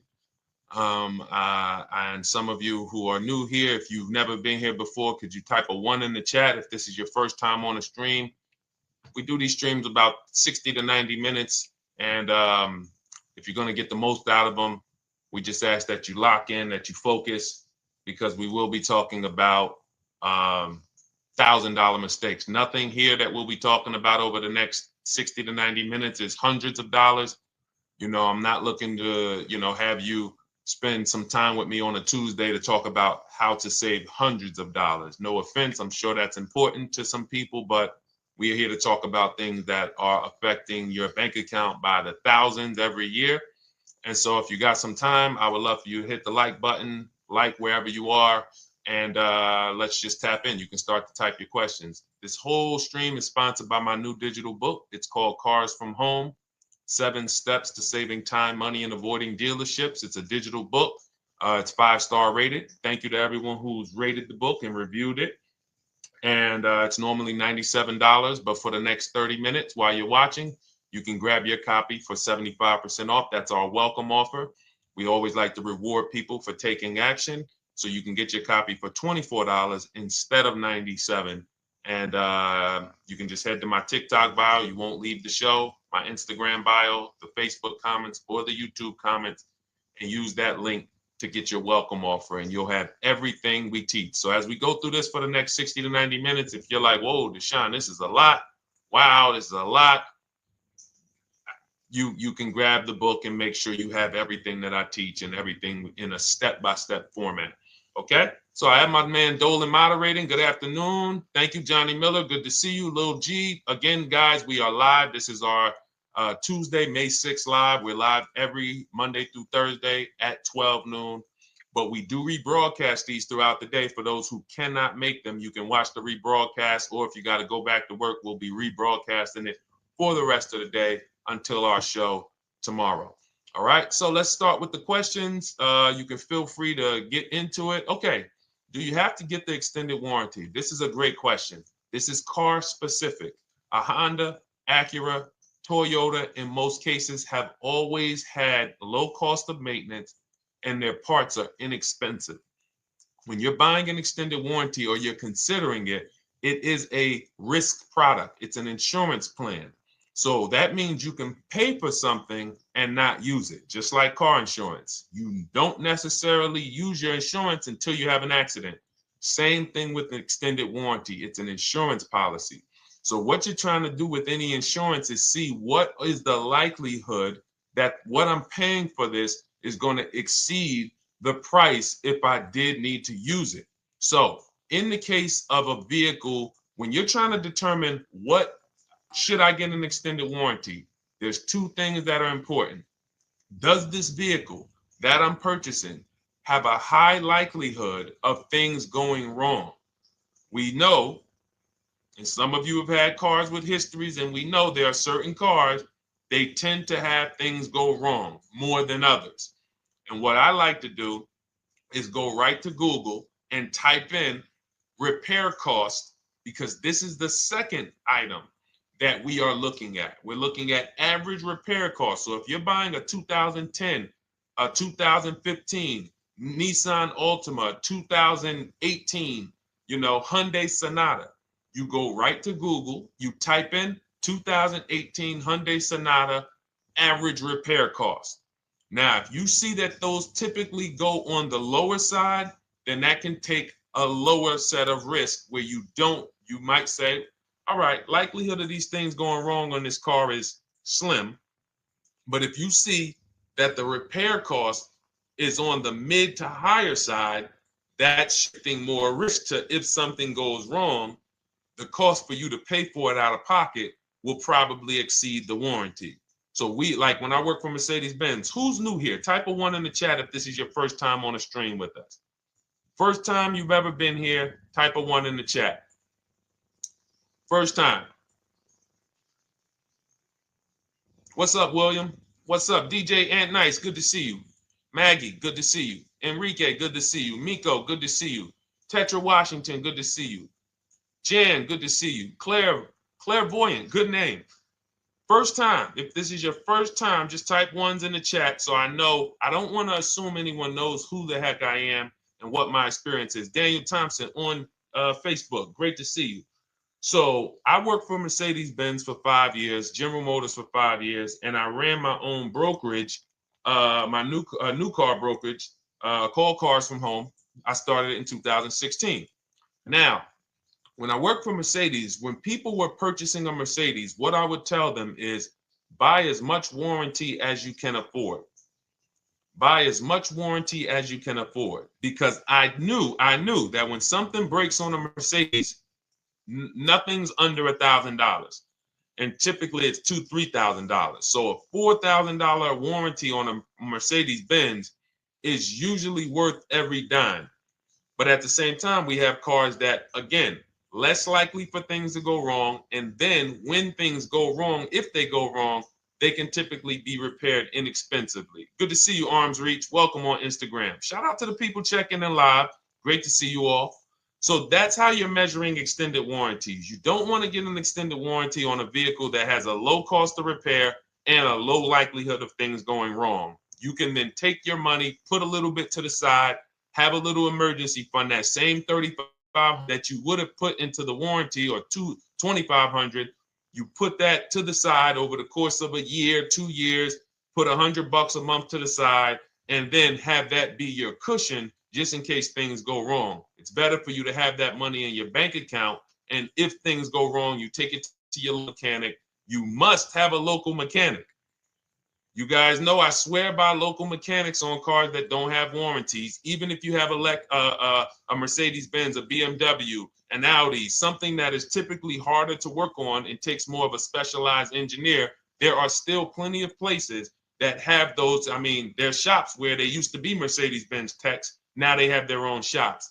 This is who you want, because their cost, their labor is going to be probably 1/3 of what a dealership is going to be.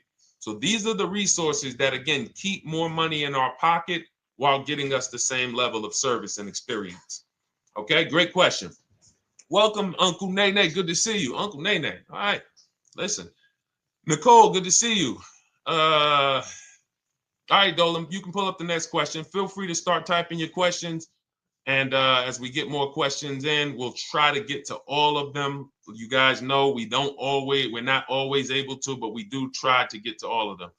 How do I shop around for the best lease deal without affecting my credit? Well, first of all, you're talking to someone who's, just so you know, I've taught thousands of people to lease. I've gotten 7 leases. Now, when we look at what we are doing with a lease, first, we have to consider how we want the information presented to us. We are not letting dealers tell us how they're going to quote us. We are telling the dealers how to quote us. So we are going to have all our quotes. Thank you to everybody hitting the like button. I see you. I appreciate you. And shout out to the sharers. As I see people who share, I always like to give the shout outs to the people who share this broadcast with their friends and their family. And thank you to everyone who's giving gifts on TikTok and Instagram. Appreciate you all. So what we are doing when we're telling a dealership, you give us a quote with first month's payment only out of pocket, 12,000 miles per year, and put all the taxes and fees into the payment, assume tier 1. So we are presenting it now in my book and in my Shop with Deshone programs, my video checklist. I have all the templates. If you're going to do this yourself, you just need to remember how you're presenting this. You can call around to dealerships, because there's 2 ways to do this. Shopping from home. Cars from Home is about showing you guys, and I'm going to be showing you guys a ton of payments. And listen, I don't want you to feel bad, because some of you are going to see that you've left a lot of money on the table.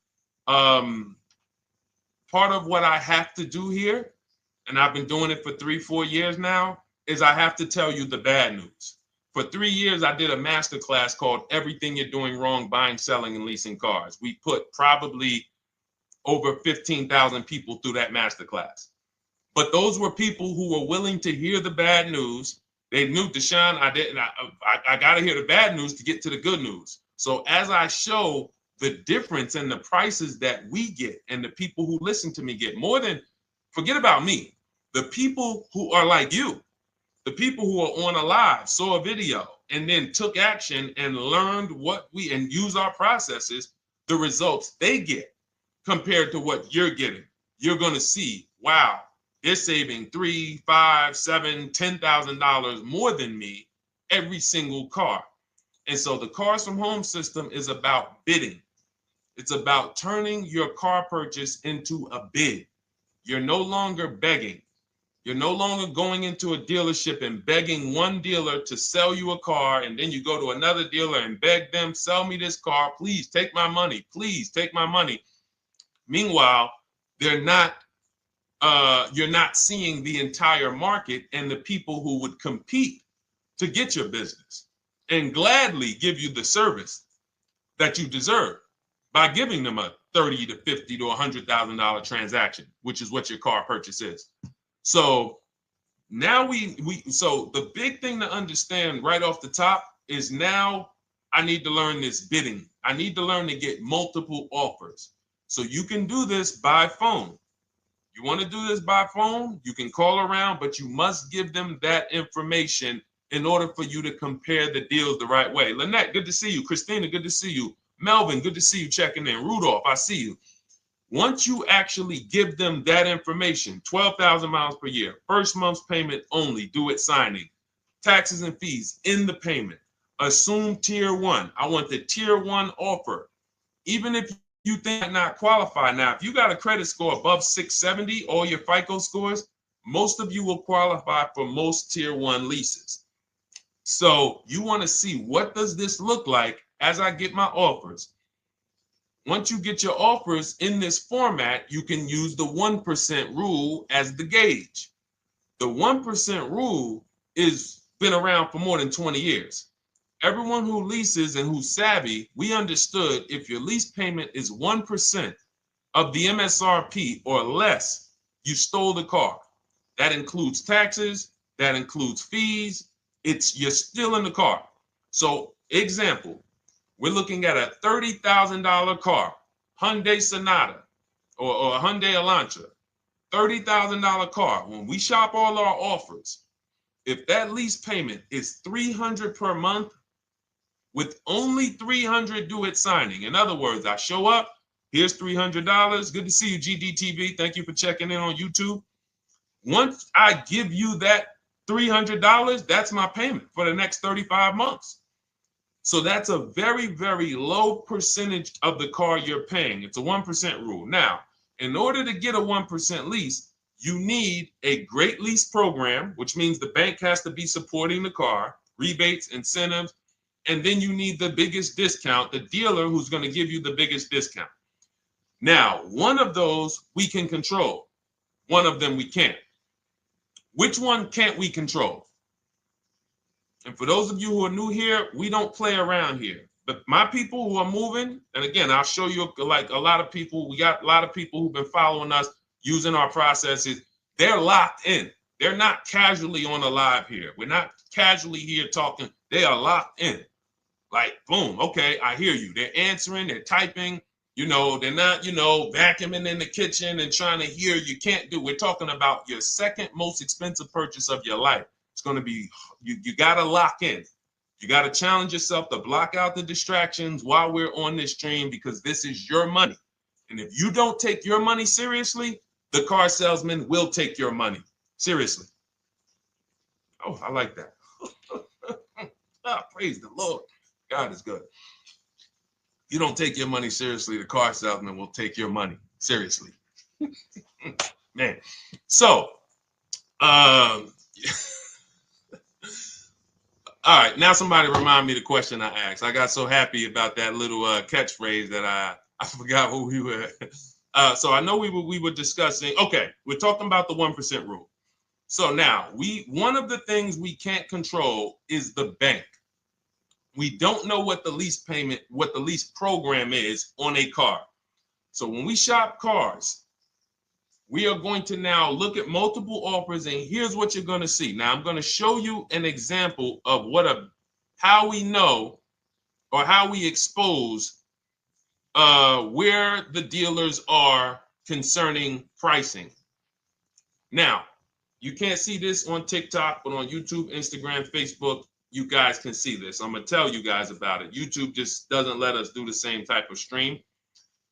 But this is a particular Infiniti that we shop for. We have offers ranging, this is a $61,000 vehicle. We have offers ranging from $680 per month, which is a 1.1% lease. So a $61,000 car, $680 per month, that's 1.1%. We divide the monthly payment into the MSRP. Now, we can see here that there are some offers already from dealers that are almost $900, $889 per month. $889 per month, $873 per month. So now when we look and we say, whoa, how can we have two, like we have all these dealers have the exact same car, yet one of them is $200 per month higher than another dealer. Exactly. We call them the 80%. The 80%, even after back and forth, even after, hey, we'll take off some money. All right, we'll drop the payment $50 a month. Their offer is still so high. It's a horrible deal. Now, why would they offer this? And this is consistent. So I don't want y'all thinking, well, the dealers that I walk into, they're different, Deshone. They take off more money. It does not matter what you think. If you don't have the market reports, if you don't know how to get multiple offers so that you can see, we do this all around the country. We have students all around the country in Cars from Home. We have people we shop for. We have over 13,000 books sold now. Like, we have lots of data to prove this. 80% of dealers are going to be overpriced. This is another particular deal on a Toyota, a market report. And you guys can see that the out-the-door prices here, list price, $32,000. Out the door price with taxes and fees, $38,000. That means that dealer is charging all types of fees on top of their price. The $39,000 MSRP. Look at line number 3. $39,000. Out the door price is $41,000. We can see $39,000 out the door includes taxes, includes all the fees. So we can see that these out the door prices in the left, in the right column, are way higher than the MSRP, $35,798. Out the door price is $39,700. But look at the green. Look at the green. This is what we call, we found the dealer at this time who wanted to win the bid. They wanted to win the bid. They needed the car sold. This is a rotation. We don't say to them, wow, they won the bid one time, so they must win the bid all the time. No dealer can win the bid all the time, or they'll be out of business. But in this particular case, at this particular time, for this particular client, this dealer said, we're going to sell this car for that's $35,500, and out the door with taxes and all the fees, $34,994. That is a over $4,000 discount off this vehicle. When all the other dealers are, not only are they not giving you a discount, they're charging over list. And they might come and say, all right, we'll take off $500. We'll take off $1,000. We'll take off $1,500. They might start so high with you guys that you think, wow, they started up here and I talked them down. They took off $3,000 from me, but they already were $3,000 in fake fees, protection plans, and all of this padding, dealer adjustments, which is fake fees. So whenever they say, because the dealer gets a minimum of a 6% profit margin, from list to invoice, we have profit. From invoice to holdback to triple net, we have money. That's all the profit margin. On top of that, when we add a dealer adjustment, what we're saying is we're going to sell this car to someone who does not have the skills to find our competition. And they're going to come in, and if we got to take off $2,000 to make them think they won, this is what we're going to do. But what we do here, what people like Brian is going to do, look, just finalize my first ever lease using your system, 2025 Honda HRV, $30,000 vehicle, $395 a month payment. no money down.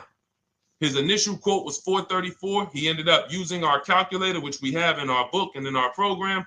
If we put all our offers into that calculator, it tells us what to counter. He gets that offer for $395. That's his deal.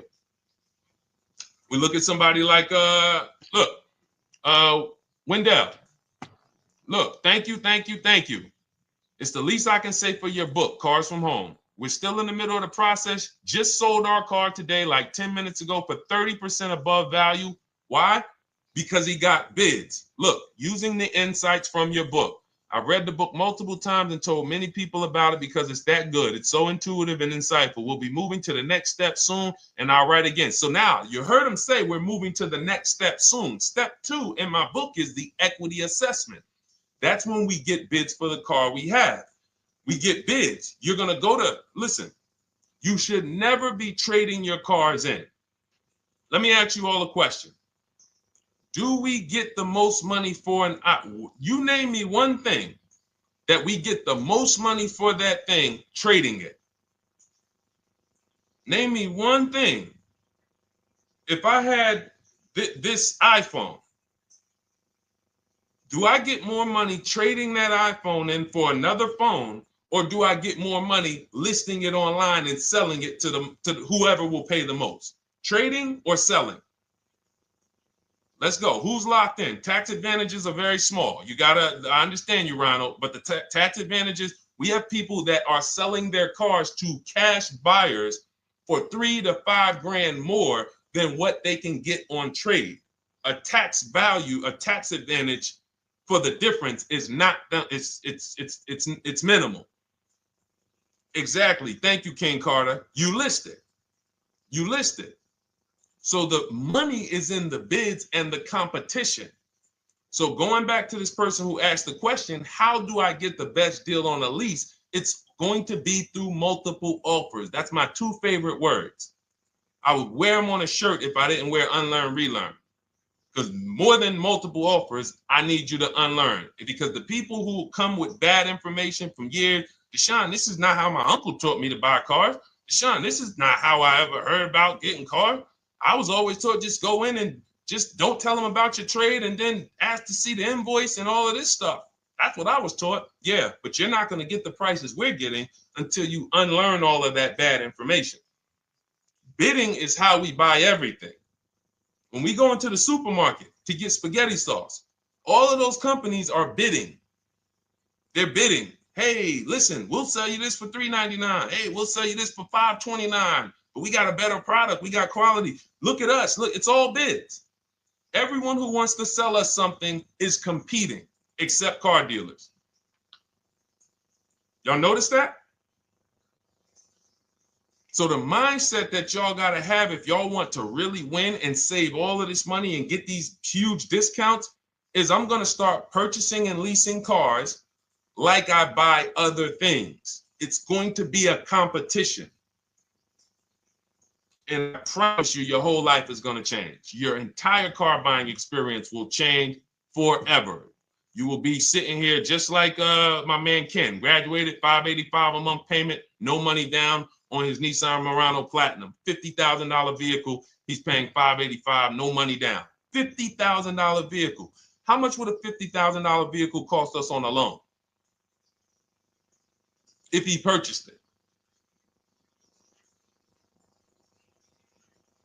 How much would a $50,000? Some of you know every $5,000 is how much per month.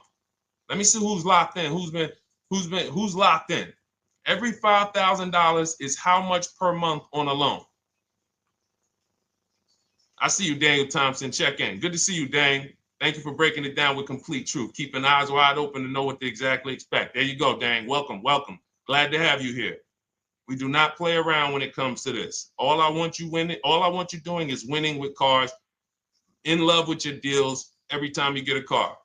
All right, nobody knows the 5,000. How much is every $5,000 on a car payment? Come on, y'all. These are principles we've been teaching. Thank you, Daniel. $100. Thank you. $100. So we always want to default to a 5-year loan.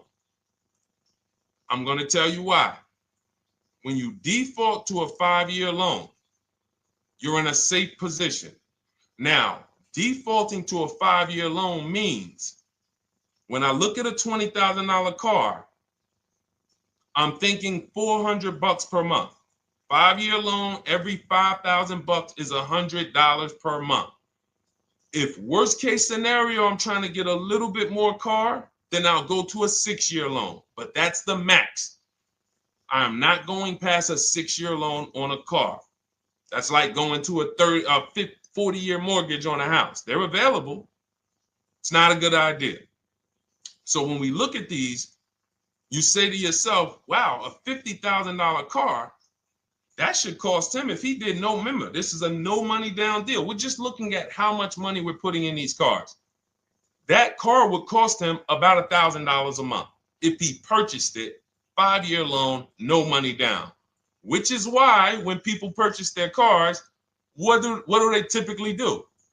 Come up with a ton of money, 10 grand, 15 grand, 20 grand, because they're going to pay into that car to try to lower that payment, because that payment. But some of us who don't have the down payment, we're financing most or all of the car. But here's the thing. I don't want you to feel bad if you're one of those people who's like, Deshone, I really don't be having those down payments of 10 grand, 15 grand, but I want to drive something quality. Exactly, I hear you. Here's the bad part about the people who are putting 15 grand down on their cars, but they're breaking the 8-year rule. This is what we call in Cars from Home and everything I teach, the most important question is how many years are you going to keep this next car? If it's not 8, then we don't purchase those cars, because here's what happens with people who go into their bank account, slap $15,000 down in a car, and don't keep the cars 8 years. And if anybody's willing to be honest, they will confirm this right here on the stream. When they go to replace that car in 3 years or 4 years, they literally have a little bit of equity. Maybe they're just breaking even. They're not getting that 15 grand back. It's gone. It's gone. Anyone who puts 10 grand down on a car and then comes back in 3 years, 4 years, all right, I had the car 4 years, 5, listen, I'm going to switch this thing up. They still have a payment. They are barely breaking even. Meanwhile, their payment was 400 or 500, almost double what it would have been if they leased a car, got a below market lease, and they drove a car, no warranty after 3 years. They're driving an inferior product. So if it sounds like I'm here to destroy people from purchasing who are not keeping their cars long term, that is the goal.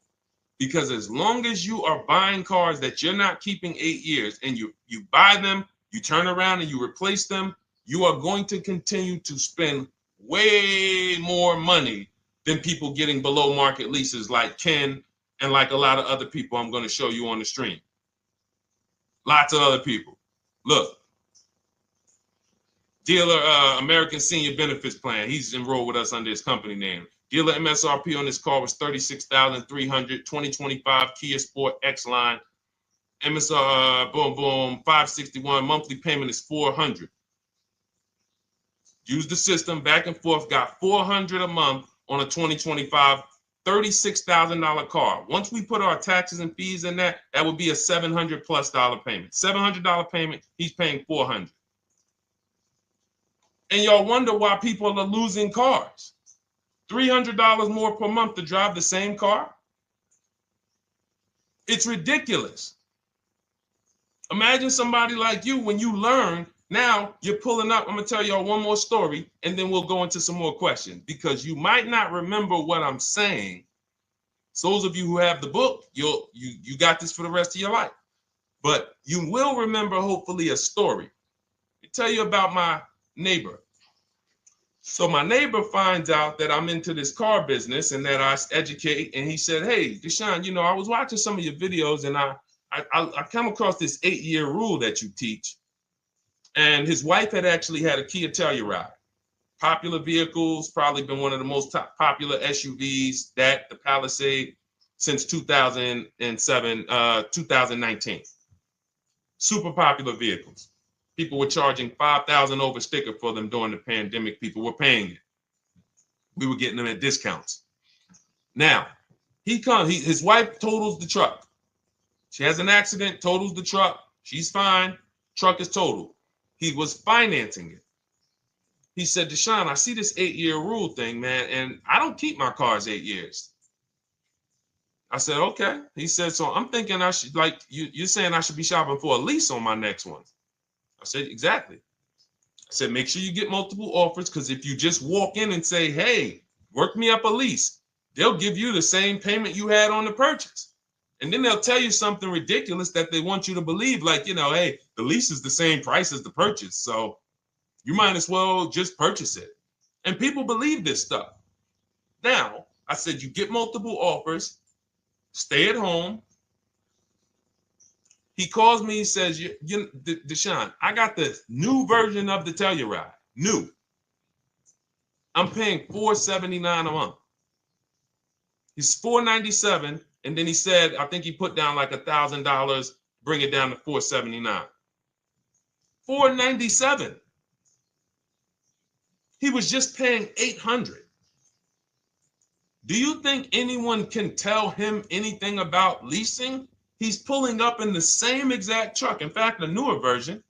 He knows he wasn't going to keep the car long term anyway. He's not going to pay it off and then keep the car and have a paid off Kia Telluride for 10 years. That's not what he does. He keeps them 3 years, 5 years, 7 years, and then he replaces them.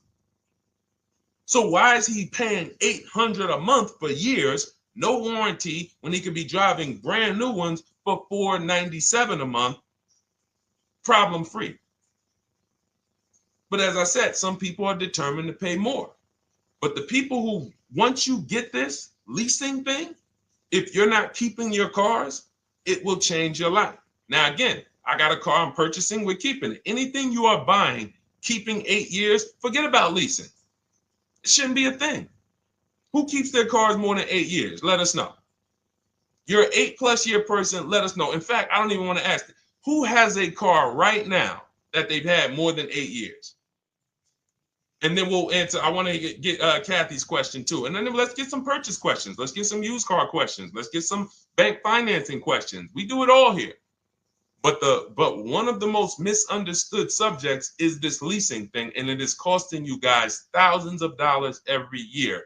And you're driving old cars with no warranties, paying high payments on them because somebody told you you should be purchasing cars. I'm here to tell you they owe you money. They owe you money. All right? So who has a car right now that they've had more than 8 years? Let us know. How many years have you had it? And by the way, for those of you who just joined, this is our Tuesday, May 6th live. We are live every Monday through Thursday at 12 noon Eastern time. So for those of you who are here catching us live, that's when we're live. We will rebroadcast this and replay this show throughout the rest of the day for those who could not catch it, or if you had to jump off, go back to work. You're like, oh, I got to go back to work. You can catch it on the replay throughout the day. But we are live Monday through Thursday at 12 noon. So welcome to the people who are here. EJ, driving a lot of miles does not matter. Let me break this down for you. So right now, let's go to somebody who else has a lease. Let's look at, because who's heard with leasing you can't drive too many miles? Who's heard that, right? Type me if you've heard that. Let's go. Type me if you heard that. Come on, where's the locked in people at? I see Kathy, I see EJ, I see DJ Ant Nice, I see XP. All right, I see Mr. Slim. Welcome to the community. I see Rhonda. All right, where are the locked in people? Instagram, where we at? Locked in. All right, dang, I see you. Jamel. All right, perfect. So, Sherry, I see you. Sherry Baker on TikTok. So you've heard, oh, you can't drive a lot of miles with a lease. Let's be clear here. You choose the mileage on your lease. It's not selected for you. In fact, the only time it is selected for you is if you don't realize you choose it. That's the only time they're going to choose your mileage for you. If you go in and you do something like, hey, work me up a lease deal, they're probably going to work you up a 10,000 mile a year lease deal. And they're probably going to say, hey, you need $3,000 down, and this is going to be your payment. And next thing you know, it's a high lease, and it's just terrible. Happens all the time. We tell people how to quote us. First payment due at signing, taxes and fees in the payment. So now let's look at a lease, and let me show you what it would look like. So this is Val Boss Lady. She's in our Shop with Deshone program. Everything that you guys know that we're talking about here, if you're like, hey, I really, really want to go deeper, I want the step-by-step, the blueprint, that's my digital book, Cars from Home, 7 Steps to Saving Time, Money, and Avoiding Dealerships. Normally $97. You get a welcome offer. It's 30 minutes because I want to see you win, and you get 75% off for 30 minutes. If you go to my TikTok bio, Instagram bio, YouTube comments, Facebook comments, click those links, and then click that one that says $24 welcome offer. 30 minutes only, reward for taking action. You have everything we teach, the low market leases, the low market purchases, used cars, bank bidding war, making banks and credit unions bid, all of that, $24. You can, somebody emailed me yesterday, said, I'm $15,000 up with what I've learned from you already. And so if you can get it for $24, you can save tons of money for the rest of your life on a $24 investment. In this case, Val's in our, she's more of a wants to do it with me type. Videos, checklist, she doesn't want to read. That's our Shop with Deshone, do it with me program. I coach people. And so she gets a deal on this particular car. Same information, by the way. Not better information here than the book. It's just different learning styles. So she gets a $51,000 electric vehicle, 2025, beautiful vehicle. She's paying 1.16. So her payment on this car, on this $51,000 car, let's continue to make sure we understand the price of these cars. $51,000 car, her payment is $591. No money down. Now, some of you might say, wow, if I got $591, I'd probably put like $3,000 down, bring it down to $499. You could do that. That's how we can do. We can do that because she already got an incredible deal. Then we're just determining how we want to structure our payment. And thank you for everybody sending me gifts. I appreciate you. Thank you for all the badges. I don't take it for granted.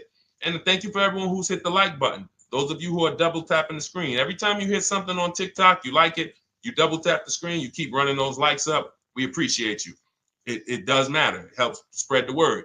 So let's say Val wanted, she's a high mileage driver like EJ. Let's say, EJ, how many miles per year do you drive? 20,000, 25,000? Let us know. I'm gonna show you why. In my book, I have 2 strategies for high mileage drivers. I'll tell it to you guys right now. How many miles a year do you drive, EJ? 25,000, 20,000? Those are both high. Let us know. Or if anybody, else, because, anybody else who's a high mileage driver, let us know. How many miles? 26. All right. Thank you, EJ. So let's just round that to 25 for now. Let's just round that to 25. So let's say instead of her $591 payment for a $51,000 car, now you could shop for a $30,000 car and you can have a 1% payment. If it was, a similar deal, you'd be paying $300 a month. In her case, she has a $51,000 car. She probably wanted a nice SUV that looks beautiful, that some other people are paying $1,000 a month for. She's paying $591. But if she wanted to bump it up to 15,000 miles a year, she'd be paying another $30 more per month. She'd be paying $620. Now, if she wanted to bump it up to 20,000 miles per year, she'd be paying probably another $80-90 per month. So she'd probably be paying $700 to drive 20,000 miles per year. Now, let me tell you guys, because some of you guys who are like, yo, man, those payments are high. We're talking about $50,000 cars here. So if you were shopping for a $30,000 car or $35,000 car, naturally, if we took the same exact numbers, let's take a $35,000 car, 1.16 lease. That's a 406 payment, probably $399. So now, in order to go, and let's say you're a high mileage driver, just like EJ, you want to add another 15,000 miles to your lease. You're probably going from 400 to 550 or 575. But you have all the mileage you need. And here's the beautiful thing about that. If I'm paying $175 more per month, but I get all the mileage I want, and when I drop this thing off, I get a new one, I don't have to worry about negative equity, and I put no money down. That is way better than what most people are doing out here, what everyone's doing. Because I'm gonna tell you what most high mileage drivers do who don't put money down. They will go in, buy a car, take a super long loan, 6 years, 7 years, just so they could afford the payment. Now, here's what happens. They drive the car, they put 25,000 miles a year on it. They come back in 3 years or 4 years, and they say, wow, I got 100,000 miles on this thing already. Let me go and swap out the car. What situation are they in at that point, guys? You put 100, you got a 6-year loan, average loan. You drove 25,000 miles per year. You put 100,000 miles on the car in 4 years. You come back, you still have 2 years of payments left. 15 grand negative equity. I used to see it all the time. Thank you, I am rich. Locked in on Instagram. I see you. Locked in. See it all the time. Every car salesman who has dealt with a normal 25,000 mile high mileage driver that does not keep their cars sees it all the time. They come in, yo, man, what you do for a living? Man, yeah, I do DoorDash, I do Uber. Oh man, I work in sales. You know, I'm on the road a lot. You know, I'm here. You know, all right, I want to replace this thing. I got like 110,000 on it. Okay, you still got a loan on it? Yeah. All right, we already know you got negative equity. Then we appraise the car. All right, the car's worth like 7,000. How much you owe? Man, you owe 19,000. All right, well, what can I do? Can you get me into something? Roll that loss all the way over. On top of that, you finance the car, so your payment is high.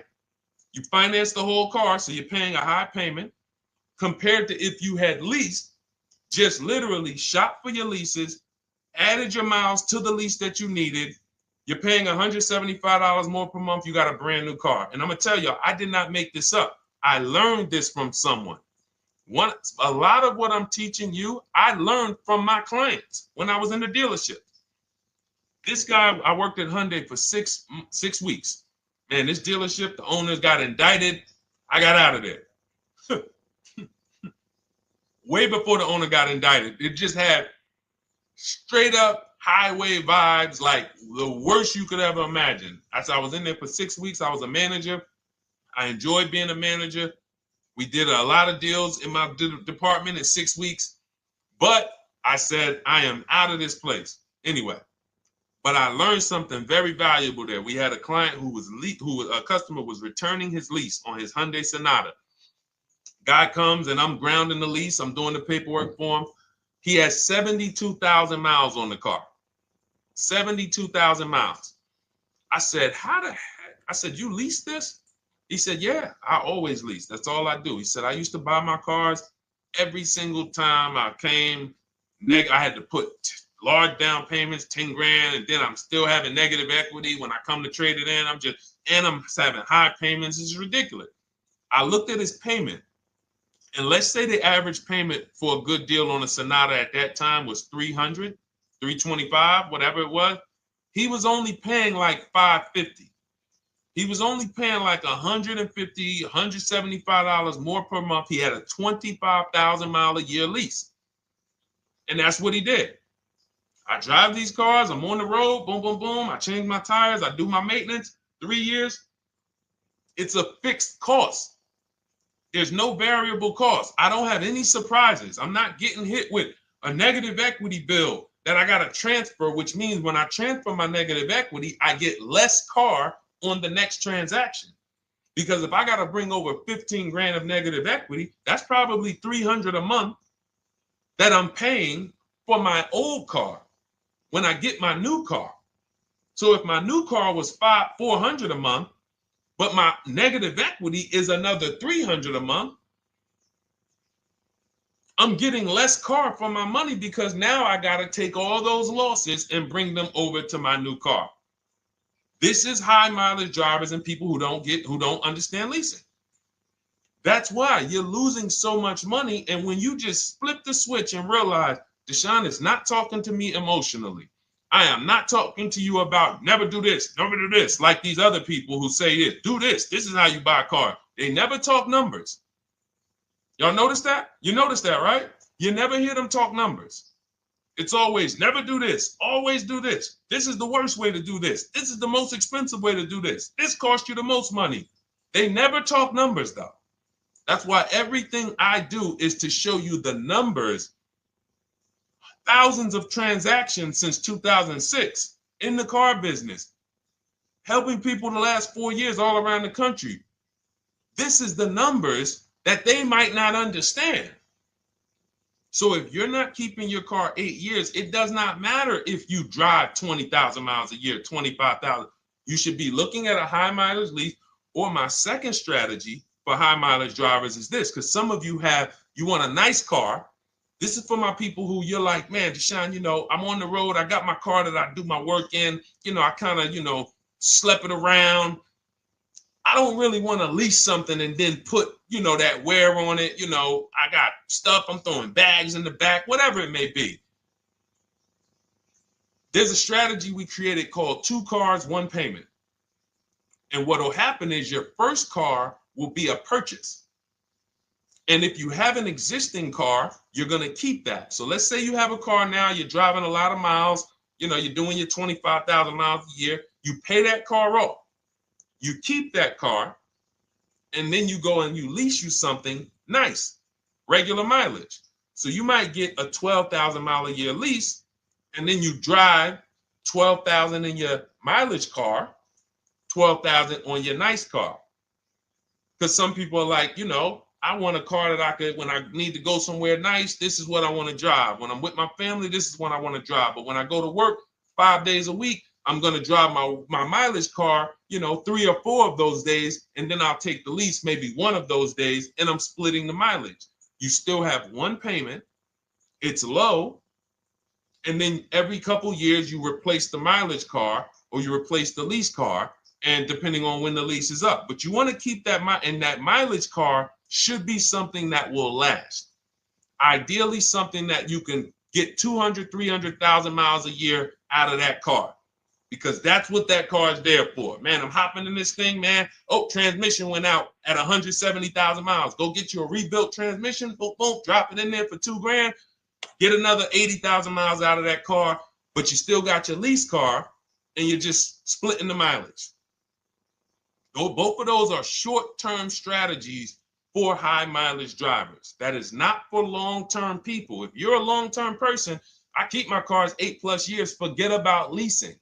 You should just be finding the best deal, below market purchase, keep the car, something you can keep for 8+ years. You can put 30,000 miles a year on a car 8 years in a row. If you get the right car, and in 8 years, you got 240,000 miles, and then you replace it. Forget about leasing.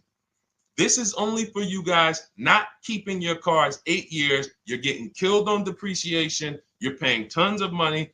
This is you are the people who should be leasing. Okay? So everything we're talking about this is the Cars from Home system. We teach this. I'm not freestyling this. This is in my book, digital book, Cars from Home, 7 Steps to Saving Time, Money, and Avoiding Dealerships. We have two strategies for high mileage short-term drivers, 1 strategy for high mileage long-term drivers. And so if you want your copy, you can get it for 75% off. That's our welcome offer to you. As a 30 minutes. Welcome. Thanks for being here. I want to reward you. If you want everything we teach in a step-by-step way, go grab your digital copy. It's in my TikTok bio. It's in my Instagram bio. Click those links. We also got a link in the YouTube comments and the Facebook comments. Grab your copy and make sure as soon as you purchase, screenshot the thank you page. You're going to see thank you for your purchase. screenshot this page because it has my support team's email on there.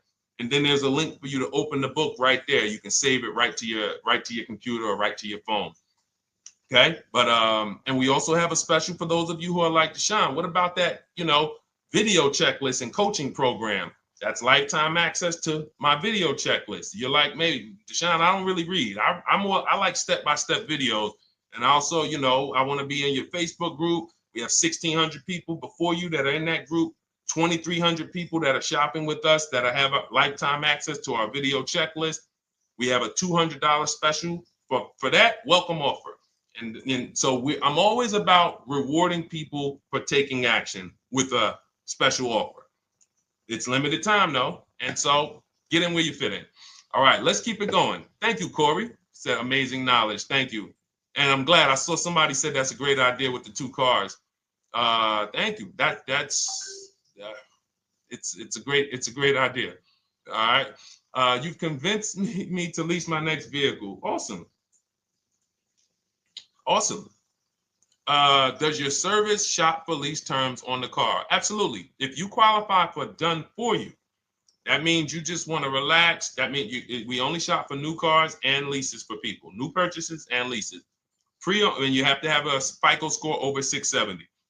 But yes, here is a market report that we prepared for a client. Let me put on do not disturb. Here's a market report we prepared for a client. Okay, so I showed you that that's an affinity. We didn't even finish that. We had just started for this client. But this is, do I have one here? No. Do I have a lease market report here? Yeah, right here. So that's an example of what a Kia, this is a particular Kia lease where their best offer was a 1.27 offer. Now, here's how you know you found the bottom of the market. And again, whether you're using the book or whether you're calling around, again, you can call around to do this. The key is not going into dealerships. You cannot do this going in.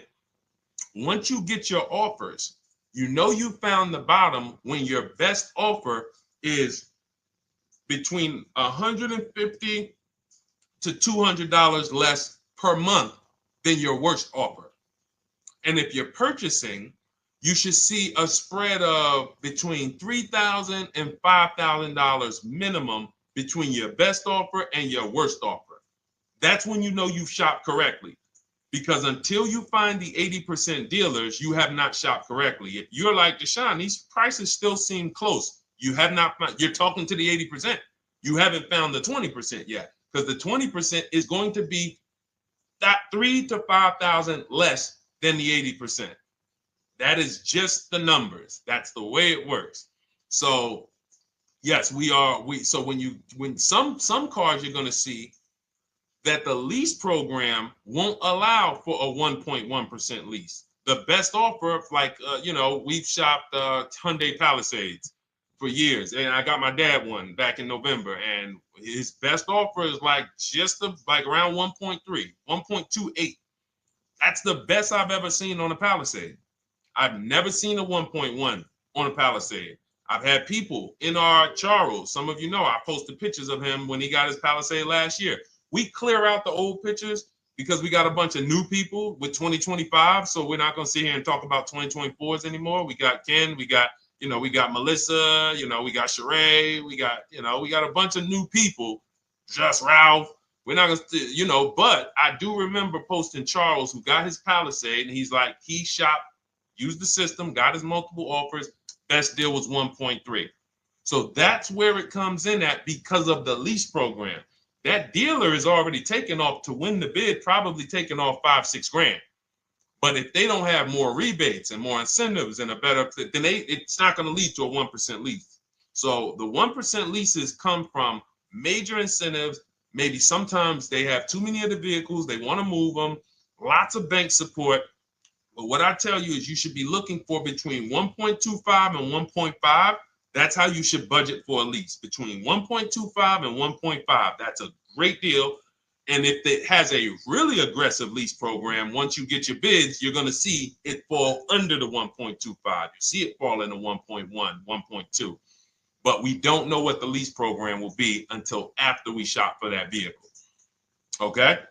So yes, absolutely. It's an empowering way to shop. It's also fun because you can see, man, I'm not begging anymore. Like these people are like, please do business with me. Please do business with me. And then you start to feel bad for everybody who's still in those dealerships doing it the old way because they're talking to the 80%.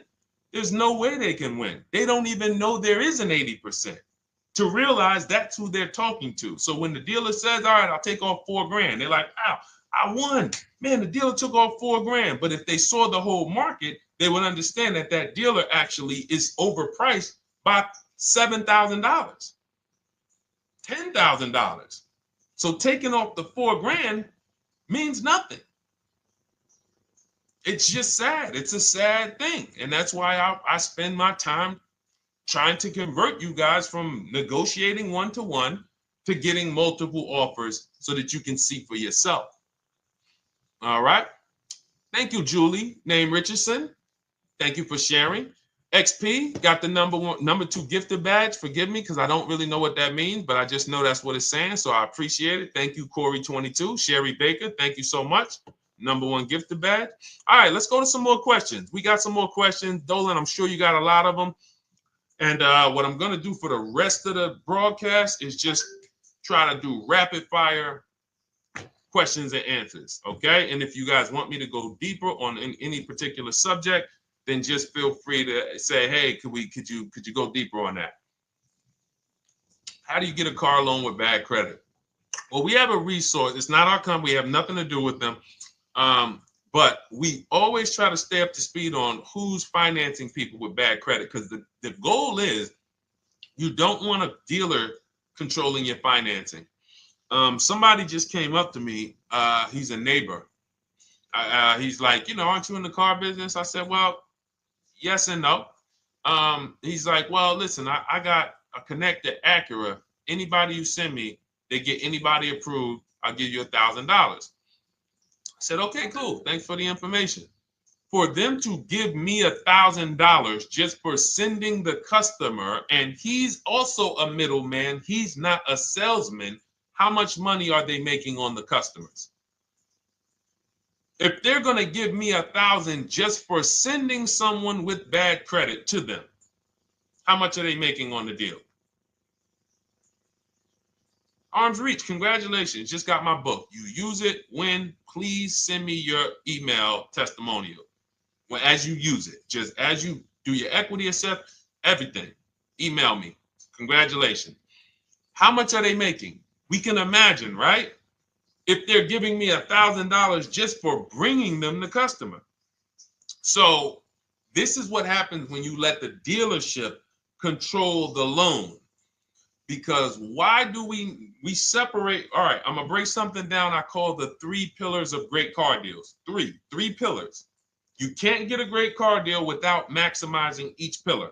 And some of y'all that have been with us for 3 years, y'all already know the 3 pillars. First, who you buy your car from. Second, who you get your loan from. Third, who you sell your old car to. That's 3 separate transactions. The car business has trained you guys to give them all 3. All 3. The car business has trained you guys to give them 3 transactions. Anytime you purchase the car, who's done this? Be honest. Purchased the car from a dealership, sold them your old car, in which case you call it a trade, and they got you your loan. Who's done this? 3 transactions in one. Why do we know these are 3 transactions? One, there's competition. People want to buy your car. It's okay, Corey. That's that. Thank you for being honest. That's how we change. The reason why we know that these are 3 transactions because there's people who want to compete in every one of them. There are people who want to buy your car. That's why step 2 in our book, we never trade. We get offers from CarMax, Driveway, Carvana, AutoNation, Car Gurus, Kelly's Blue Book Instant Cash Offer. It's a bid. We just had someone sell their lease. Miss Hickman, she sold her lease, made $4,700 selling her lease. CarMax won the bid. Drove the car for 3 years, had equity. She dropped her lease off. They gave her $4,700. Won the bid. That's one pillar. Second, who I'm going to get my loan from if I'm getting a loan. Those of you who are paying cash or leasing, this is not a pillar. But we need to bid out our loan. We had a great talk yesterday on our show yesterday where I asked, who do you guys get your loans from? Most people said the bank, the credit union, the dealership. One person said the right answer, whoever gives me the best APR. That's the right answer. And then we have who we buy our car from. There's banks and credit unions that want to compete for our loan. There's multiple dealers who want to compete to sell us a car. So we can't get a great deal until we have bid out each pillar. And that's why when we have bad credit, if we let the dealer now control, this dealer has a car. We didn't bid out that car to find out, is it a great price? Now they're also giving me the loan and they're charging me 25%. We didn't bid that out to see, is that the best loan I could get, even with my bad credit? Is that the best loan I can get? So the key, what you want to do first, if you have bad credit, is I'm online looking for anyone who will finance me with bad credit separate from the dealer. I'm not going to Carvana.com and saying, hey, you can get a car with us you can get a loan with us as long as you buy a car from us. You're mixing the transactions. You're taking away my ability to get bids. I'm finding someone you should check out. There's a resource. Oh my goodness, what's the name of the company? It's in my book, but I want to give it to you. Goodness, it's slipping my mind right now. Send me an email or a DM, because here's the thing. If you use just that part and get the loan funded, but you don't know how to bid out everything else and structure your transactions, and are you keeping the car 8 years? Because if you're not keeping the car 8 years and you're like, Deshone, I hear you talking about leasing. I'm not keeping my car 8 years, but my credit's not good. The only purpose, if you telling me that I could be driving brand new cars for cents on the dollar, but I don't qualify right now, this car that I'm going to get is to set me up.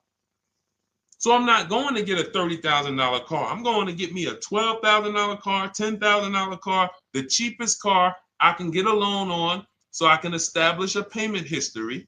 And once I establish a 2-year payment history, yeah, I'm going to drive a car less than what I could drive. I got the money. I could afford more than this. But you're not setting yourself up for the right transaction.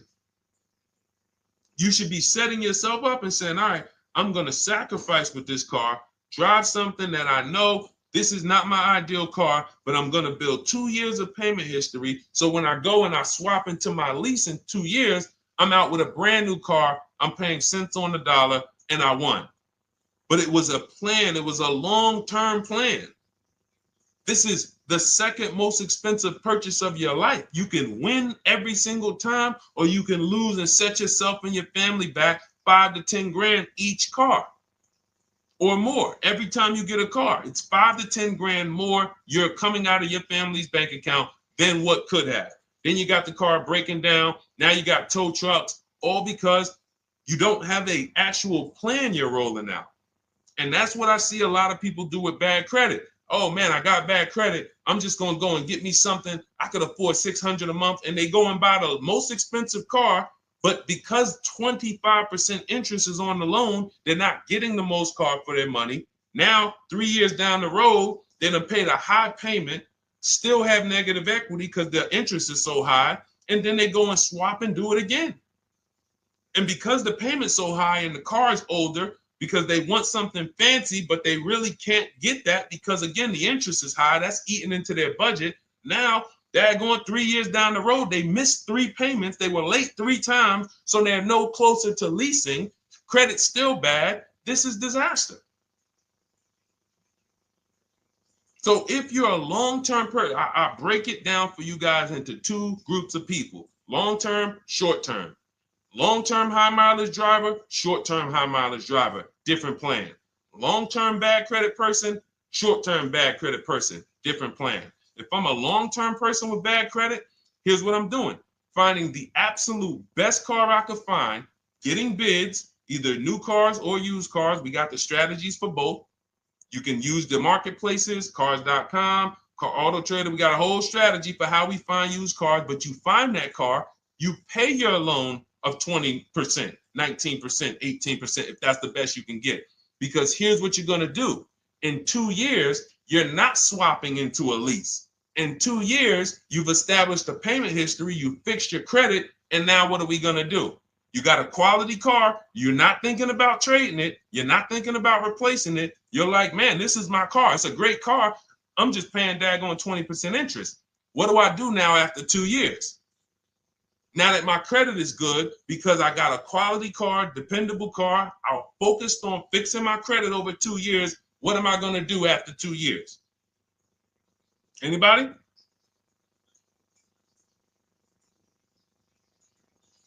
Thank you, Arms Reach. Refinancing the car. Exactly. Exactly. So that's the bad credit long-term strategy. Great car, dependable car, car's not going to break. This car is going to last me 10 years. Right now, when I bought it, 20% interest rate. That was where my credit was. But I worked on my credit. Boom. I'm a 690 now. I'm a 720 now. I'm refinancing that into a short-term, into a shorter-term loan, and I won. Pay this thing off, and I'm going to keep it. Nothing to talk about leasing. Leasing only comes into play where the 8-year rule is concerned. I'm not keeping this next car 8 years. I should be setting myself up to lease, or I should be leasing. That's how I'm going to save the most money, keep the most money in my bank account, have the best car. Not even close. Not even close. All the wins for the purchasers are after 8 years. People who are like, man, Deshone, I got a car, man. I had this thing 12 years, man. It's been paid off for 6 years. I ain't had a payment. I love it. Long-term purchaser. You won. You won. Who's in that situation? Who has a car outside that they've had for more than a decade? Paid off. You can give it to your son. You can give it to your daughter. It's an extra car. That's purchasing. That's the wins. That's what we call the reward stage of purchasing. But you got to get there. All right. All right, let's go. A lot more questions. We got probably another 20 minutes we'll stay on, so let's keep it moving. But again, Lend Buzz, that's the company. Lend, Lendbuzz. They started, I started seeing them about 18 months, 2 years ago, and they were loaning to people with, international students, people who didn't have credit. You want to try to find a place that will fund you independent of the dealership. That is what your goal is at all times. Independent of the dealership. Here, you qualify based on your income and your credit. You qualify for $18,000. Go find a car now. That is what you want. You don't want people mixing the bank loan with the car and two pillars that they are controlling. We're controlling the price of this car. We're controlling your interest rate. We don't want that. Yep, exactly, Cindy. For those who just joined, this is our Tuesday, May 6th live. We do these lives Monday through Thursday at 12 noon, so you can tell your friends, family. We wanted to now come up with a constant and consistent time where I can meet with you guys. If you don't have, if you can't stay the whole broadcast, we will replay these throughout the day because sometimes people got to jet back to work. They're watching us on the lunch break. You can catch up on the whole rest of the show throughout the day, all the way up until tomorrow, and then over the weekend, we'll play a whole compilation of all the shows for people who really want to dig in and hear all the questions that we answered throughout the week on, Monday through Thursday. But if you want to join us live, set your calendar, set an alarm, meet us on any channel. We're on TikTok, Instagram, Facebook, and YouTube on the Deshone the Auto Advisor channels, 12 noon, Monday through Thursday. All right. Let's go. Next question, Dolan. All right. What are your thoughts on purchasing used versus new? It's a great question, Kathy. For me, it's a matter of budget and values. It's only a matter of values if you can afford both. So if you can get everything you want in a new car for your budget, everything you want, everything that you need, and you can afford it in a new car, you have the option to choose both. So it becomes a matter of values. In my book, I teach, are you a person who's like, I want to reward myself. I only get a new car every decade. I'm going to keep this thing 10 years. I want the latest and greatest. Therefore, I'm going to shop and get the best offer, get me a below market purchase. Because y'all notice I always put in a caveat of a below market purchase, below market lease. That's all we're talking about here with Cars from Home. That's all we're talking about. You need to, every purchase you make or lease you get, you want it to be a below market lease or purchase. So now, if I could afford both, is it I'm going to reward myself with a new vehicle, or do I have these other values where I actually want to knock 20 to 30 to 40% off the price to get even more for my money? So that's really up to you if you can afford both. There's no right or wrong there. It's a matter of, like I said, the values. Now, some of you once you look at your budget, I have a tool in my book and in our video checklist, the coaching program called the Perfect Budget Calculator. We invented this. So it's not on Google. You'll hear a lot of the stuff, almost nothing we teach. You're like, if you ever go to look for it, the 8-year rule. No one talks about it. We created it.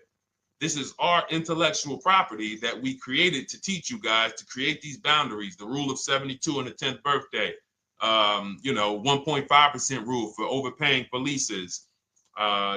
These are all things that are absolutely proprietary to Cars from Home. But one of them is this Perfect Budget Calculator. Sometimes when we're factoring budgets with most calculators, they don't include fees that we know dealers have. And I'm talking about legitimate fees, tax, documentation fee, motor vehicles.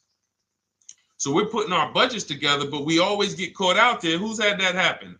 You got it all figured out. You get to the dealership, you bought the car, and they're like, well, what are you going to do with the fees? Because you got $3,000 in taxes and fees. And you're like, whoa, where'd that come from? Sometimes they're lying and sometimes it's legit. But none of these calculators factor in the fees and everything like that. So we created this Perfect Budget Calculator that does. But here's the thing. Once you find out what your budget is, even if you're budgeting with a normal calculator, just add a couple thousand to account for the taxes and the fees. But you might see, I can't get everything I want in a new car for this budget. Everything I need, I can't get for this $24,000, in which case I need to go and look for a pre-owned one. So that's why I said, in reference to your question, Kathy, what are my thoughts on purchasing used versus new? It's a matter of values and budget. Budget first, because budget will determine if you can afford both and get what you want. But if you can afford both and get what you want, then it's a matter of values. Okay? So again, everything we're going over is in my new digital book. It's called Cars from Home, 7 Steps to Saving Time, Money, and Avoiding Dealerships. It's 5-star rated. Thank you to everybody who has taken the time to rate it and review it on Goodreads.com. It means a lot. And we can't continue to get this information out without you guys. So we appreciate you. And you can get your copy instead of $97, you can get your copy for $24 as part of our welcome offer. So that's 75% off. If you go to my link in my TikTok bio, Instagram bio, the YouTube comments, and the Facebook comments, we have a link there for you guys. And you can grab it. It's a digital book, so you don't even have to wait. It'll be in your inbox by the time you jump off the stream. But make sure when you get it, you screenshot that thank you page, because it has my support team's email. Sometimes you may be rushing, you're trying to get back to the stream and you type your email in wrong. Also, as soon as you purchase, the link to open the book is right there. So it'll say open the book below. You can save it to your computer. but I would rather you get it for $24 than $97. Although we've sold a lot at $97 because people feel it's worth every dime. You're going to save thousands and thousands of dollars for the rest of your life using what's in the book. Your first transaction, you probably save $4,000 to $6,000 to $8,000 depending on the car. So $97 is great, but $24 is even better. All right. And for those of you who have a different learning style, you'll see in there, shop with Deshone. You're more of a do it with you person. Do it with me, Deshone. Okay. We have lifetime access to shop with Deshone, and I coach you personally for 6 months. So we jump on Zoom calls twice a month. And some of you who may qualify for done for you, just do it for me. If you qualify for that, we have a welcome special for that too of $300 off. So get in where you fit. And those of you who are new or you're like, Deshone, I like what you're talking about, but I still don't trust you. You can start with our free cheat sheets. So just start somewhere so that you can start to reinvent how you're car shopping. Magley, how are you? Oh man, of course I remember you. Following for years. You actually were following me from the time God blew me up on TikTok. That was 2021. So I absolutely remember you and I appreciate you. And yes, it's so good to see you. Absolutely. Absolutely good to see you. All right, Dolan, we got a couple more questions. We got time for a couple more. Let's try to go as fast as possible. The discount for the book is not working. It says time ran out. It's 30 minutes. I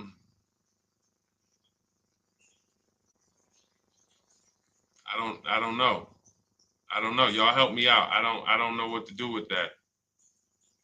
I'm sorry. If the welcome offer for $24 was not really 30 minutes, then that means I'm just lying to you. You know what I mean? I'm just like, oh yeah, it's 30 minutes, but come back in 2 hours and it'll still be, you know what I mean? It's, start with the cheat sheets. You know what I'm saying? Like start with the cheat sheets. Get yourself your free cheat sheets, and start there. And when you feel better about working with us in some capacity, you go to the next step. Start with the free cheat sheets. All right, let's go, Dolan. So I'm a new driver. Should I be looking to be an 8-year person or a lease person? Well, I'll tell you this. I got 3 young adults. 2 my daughter, my daughter who's 18, my niece who's 20, and then a young man that I, basically like a son to me who's in the Navy and he's 21. Well, he'll be 21 this year. So he's 20. Now, they all called me in the last 3 months because my daughter's getting her license. My daughter didn't call me. She's getting her license in the next, in June. And we've all talked about this. How should I get this car? Now, my situation when I was 22, I'd already bought a $500 Mitsubishi Eclipse. Transmission went out on me probably after 6 months. And then I bought a buy here, pay here car. This is before I got into the car business. I got into the car business, I was 22, working for Pontiac GMC Buick. So I get this buy here, pay here car. It was a quality Chevrolet Cavalier. I didn't know anything about cars, so I went to a local spot. They said, hey, put down this, just pay us $50 a week. So I did that. But 22, I had my daughter, and my boss says to me, hey, why don't you lease something? And I was already selling cars, but I just didn't think, could I even, qualify for a lease? I don't even know what I was selling them, but I'm just literally doing what most salesmen do. All right, he wants to lease. All right, what's the payment? Yeah, tell him it's this. All right, perfect. They said it's that. Oh, that's a little too high. All right, they said it's a little too high. All right, so that's what I was doing. I didn't really understand anything. That's most car salesmen. So I end up getting a Pontiac G6. I'm 22. I paid $256 a month. Now, it would have been less, but I didn't get a tier 1 approval because I didn't have, I think my credit was like mid sixes at that point. And you know, you really want to be over 670 to get most of the tier 1 approvals. But it would only raise my payment maybe 25 bucks. Wasn't a lot. Now I'm 22. I'm driving a brand new 2007. It's still 2006. 2007. I'm pulling up, brand new car, full warranty, $256 a month. At the same time, I have a friend, got a vehicle, Toyota, financed it, went in. She had, you know, we had our, she had a young child, a little older than us, maybe 1 or 2 years older than us. And then she goes and she purchases a car. $500 a month. She didn't get ripped. That's what a $20,000, $22,000 car costs. She got a Corolla. $500 a month. We're 22. Plus insurance. This is enough to break a young person, young family. I'm paying $256. She's paying $500. That right there. When I tell people that story, it's amazing to me how many people will say, Deshone, when I got my first car, my parents took me out. We financed this car. We financed this. I was paying $400, $500, $600 a month. Whether the parents were paying some of it, or they were paying some of it, or they were paying all of it. Thank you, Kathy. Appreciate you sharing. So this is what all of them, all three, well, 2 of them. I don't know about the young man. Because his parents.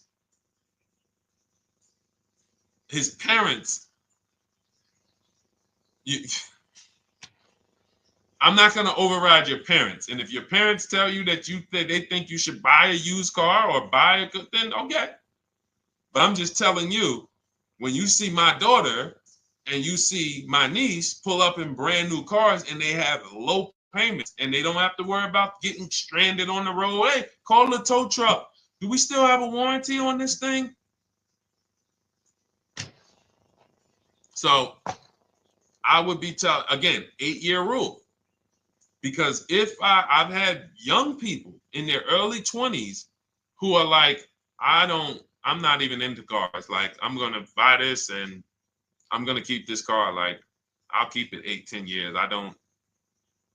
And I've had some people who they know when they get a better job, when they move to this, they're going to start a family. They're probably not going to keep the car 8 years.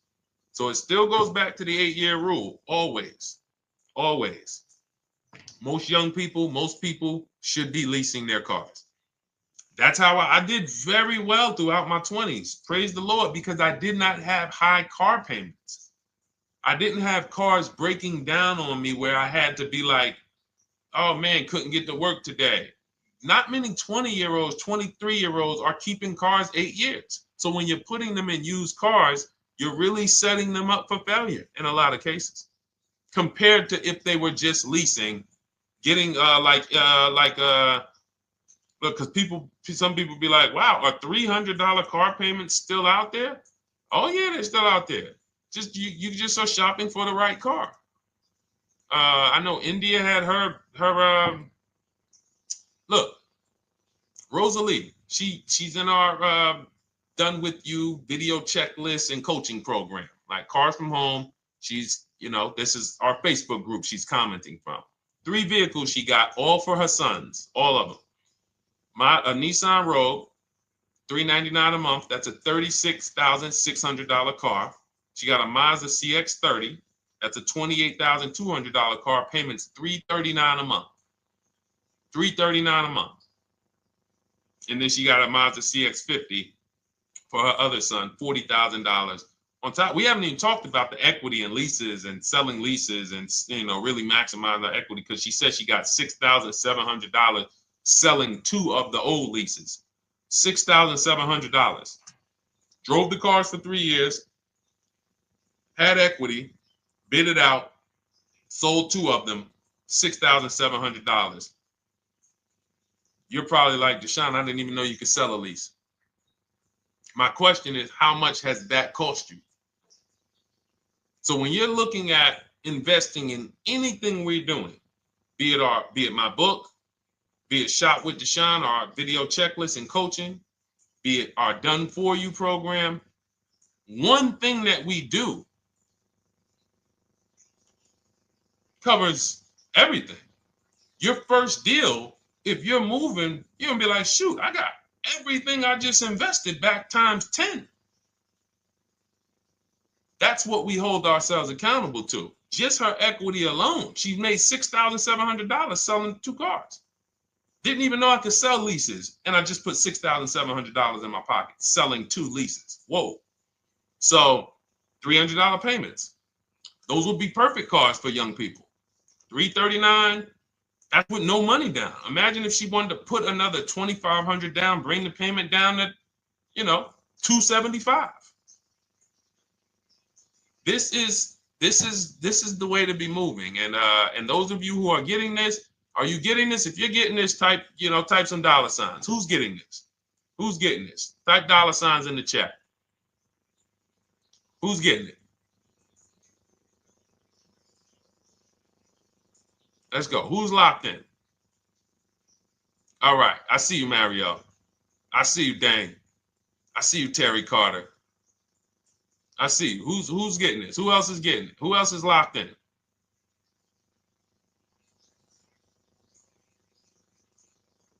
A lot of y'all on here. Listen. I see you, DJ and Nice. I see you, Arms Reach. And I can tell the people that's locked in because they be like, all right, Deshone, you said you're here for 90 minutes. I know we got about 3 minutes left. I mean, I'm hanging for this whole thing. I don't want to miss anything. Shout out to the people that are locked in. All right. Go ahead, Dolan. Should the out-the-door price include your trade? First of all, that's a curse word. All right, we're going to go back to that because I got out of saying that for a while. We do not trade cars. So you probably just popped in maybe about 30 minutes ago on the stream. We were talking about the 3 pillars of great car deals: who you buy your car from, who you sell your car to, who you get your loan from. You in order to get a great deal, a below market deal, you must get a great deal from each one, which means you bid out each one. I bid out, got multiple offers for who I was going to buy my car from. I got multiple offers for who I was going to get my loan from. I got multiple offers for who I was going to sell my car to. I bid out everything, therefore I got my great deal. If you bid out this, but you don't bid out this, and somebody you get an interest rate of 7.1 when you could have got an interest rate of 5.2, you lost $2,000. Depending on the cost of your loan, how much you're financing, you lost $2,000. Yeah, you did a bid on who you bought the car from, or you didn't bid out your trade, therefore you didn't find the highest bidder. You traded your car for 14. Another bidder would have paid you 18. You lost $4,000. So you got to bid out everything. That's why we do not trade. The only people that have to trade are people with a lot of negative equity who can't pay off the difference. And that's why I am the reason for negative equity is not understanding leasing. You buy your cars, take out loans, switch the car. Negative equity. It's literally the reason for negative equity is I should have leased, but I didn't. Now I have negative equity because I'm replacing this car with a loan still on it. So out the door price will not include your other car. And if I was trading a car, then yes, the out the door price would include the trade.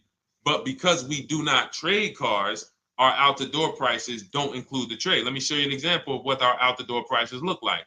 So these are some spreadsheets for our Done For You program where we shop for clients. You can see here, this is we shop for a Subaru for this particular client. In this case, look, and you can see the MSRPs for this car is an inexpensive car, $27,000, $26,000. Look at the out the door prices, 29, 30, 30, 29, 29. These are all out the door prices with the taxes and fees. So you can see these dealers are giving either no discount or a little discount. 27 out the door price is 30,000. But look at the winner. Look at the winner. This particular dealer won the bid at this particular time They're not going to win the bid all the time. In this particular case, they needed the unit. $27,900 is the MSRP. Out the door price is $27,463. The out the door price is lower than the MSRP. How? Because they took off almost $4,000 in discounts. Almost $4,000 in discount. So every time you shop for your used cars or new cars, this is how you should be shopping. If you're not leasing, this is how you should be shopping. I'm getting multiple offers, out the door prices, comparing who gave me the best offer. Who gave me the best offer? Oh, look, Daniel Thompson said, D, I'm bidding out to sell my car and got a $4,000 swing from the lowest to the highest bid. This is the people who you listen. If I can bring them on and have them talk, they would be talking to y'all about how different this is. I didn't bring you here on a Tuesday afternoon, or you're not watching this. If you're watching the replay later on Tuesday, or maybe, Wednesday morning, we go live at 12 noon, Monday through Thursday. So we replay the show just for everyone who missed it. You can send all your friends, family, go to Deshone the Auto Advisor's pages, watch the replay from today's show. But they know this is, I didn't bring you here to talk to you about hundreds of dollars. We are talking thousands of dollars at all times. There is never anything that we talk about that is hundreds. Let someone else talk to you about how you can save a couple hundred more per month. We might be talking about hundreds per month. That might be the only time we're talking about hundreds, $200 per month. But other than that, which equals thousands. We're not here to figure out how we're going to save $50 this month. No, this is big, huge money. So thank you, Daniel. Thank you for tapping in with that information. So, all right, listen, guys. Everything we teach is in a step-by-step format, because when it's not step-by-step, you'll get overwhelmed. When it's step-by-step, you can challenge yourself to stay right on this step, check it off, move to the next step. Check it off, move to the next step. Step 7 in our Cars from Home process is delivery. Step 6 is paperwork. Step 1 is the most important question, which is the 8-year rule. It's literally called the most important question. 8-year rule. How many years are you keeping the next car? Step 2 is the equity assessment. That's why you heard Wendell in his book testimonial. He said, I just completed the equity assessment and we got 30% more than the book value. Bidding it out. He said, I'm about to move to the next step. So everything we teach is step. Step 3 is deal structure, where we budget and we see, all right, how much car can we afford? What does a good deal look like? Step 4, we go shopping, which is choosing what we want. Shopping, looking, doing. We're not buying it. We're shopping the market. We're test driving. We are literally choosing what we want. Shopping, enjoying shopping. Step 5 is multiple offers. That's when we're in talking to dealers online, getting offers, getting bids. Step 6 is paperwork and protection, to make sure that the offer we got is legit. We tied it up. Paperwork is right. We go over extended warranties, tire and wheel, maintenance plans. Do we need them? Key protection. Do we need any of this stuff? And step 7 is delivery. It is a step-by-step path. That is how people win. They're not coming into some college to learn how to be a car salesman or to learn everything I know. No, it's a path. So if you want the blueprint in book form, that's my digital book, Cars from Home, 7 Steps of Saving Time, Money, and Avoiding Dealerships. Normally $97, part of our 30-minute welcome offer. You can get yours for $24 in my TikTok bio, Instagram bio, the YouTube comments, and the Facebook comments. Click those links and then click the special $24 welcome offer. It's good for 30 minutes. And you'll save 75%. If for those of you who are like, Deshone, what about that video checklist? That is our Shop Done With You program. Cars from Home, done with you. You get lifetime access to everything we teach, all our below market videos, and it's short videos. I want you guys getting cars in 90 minutes. 90 minutes.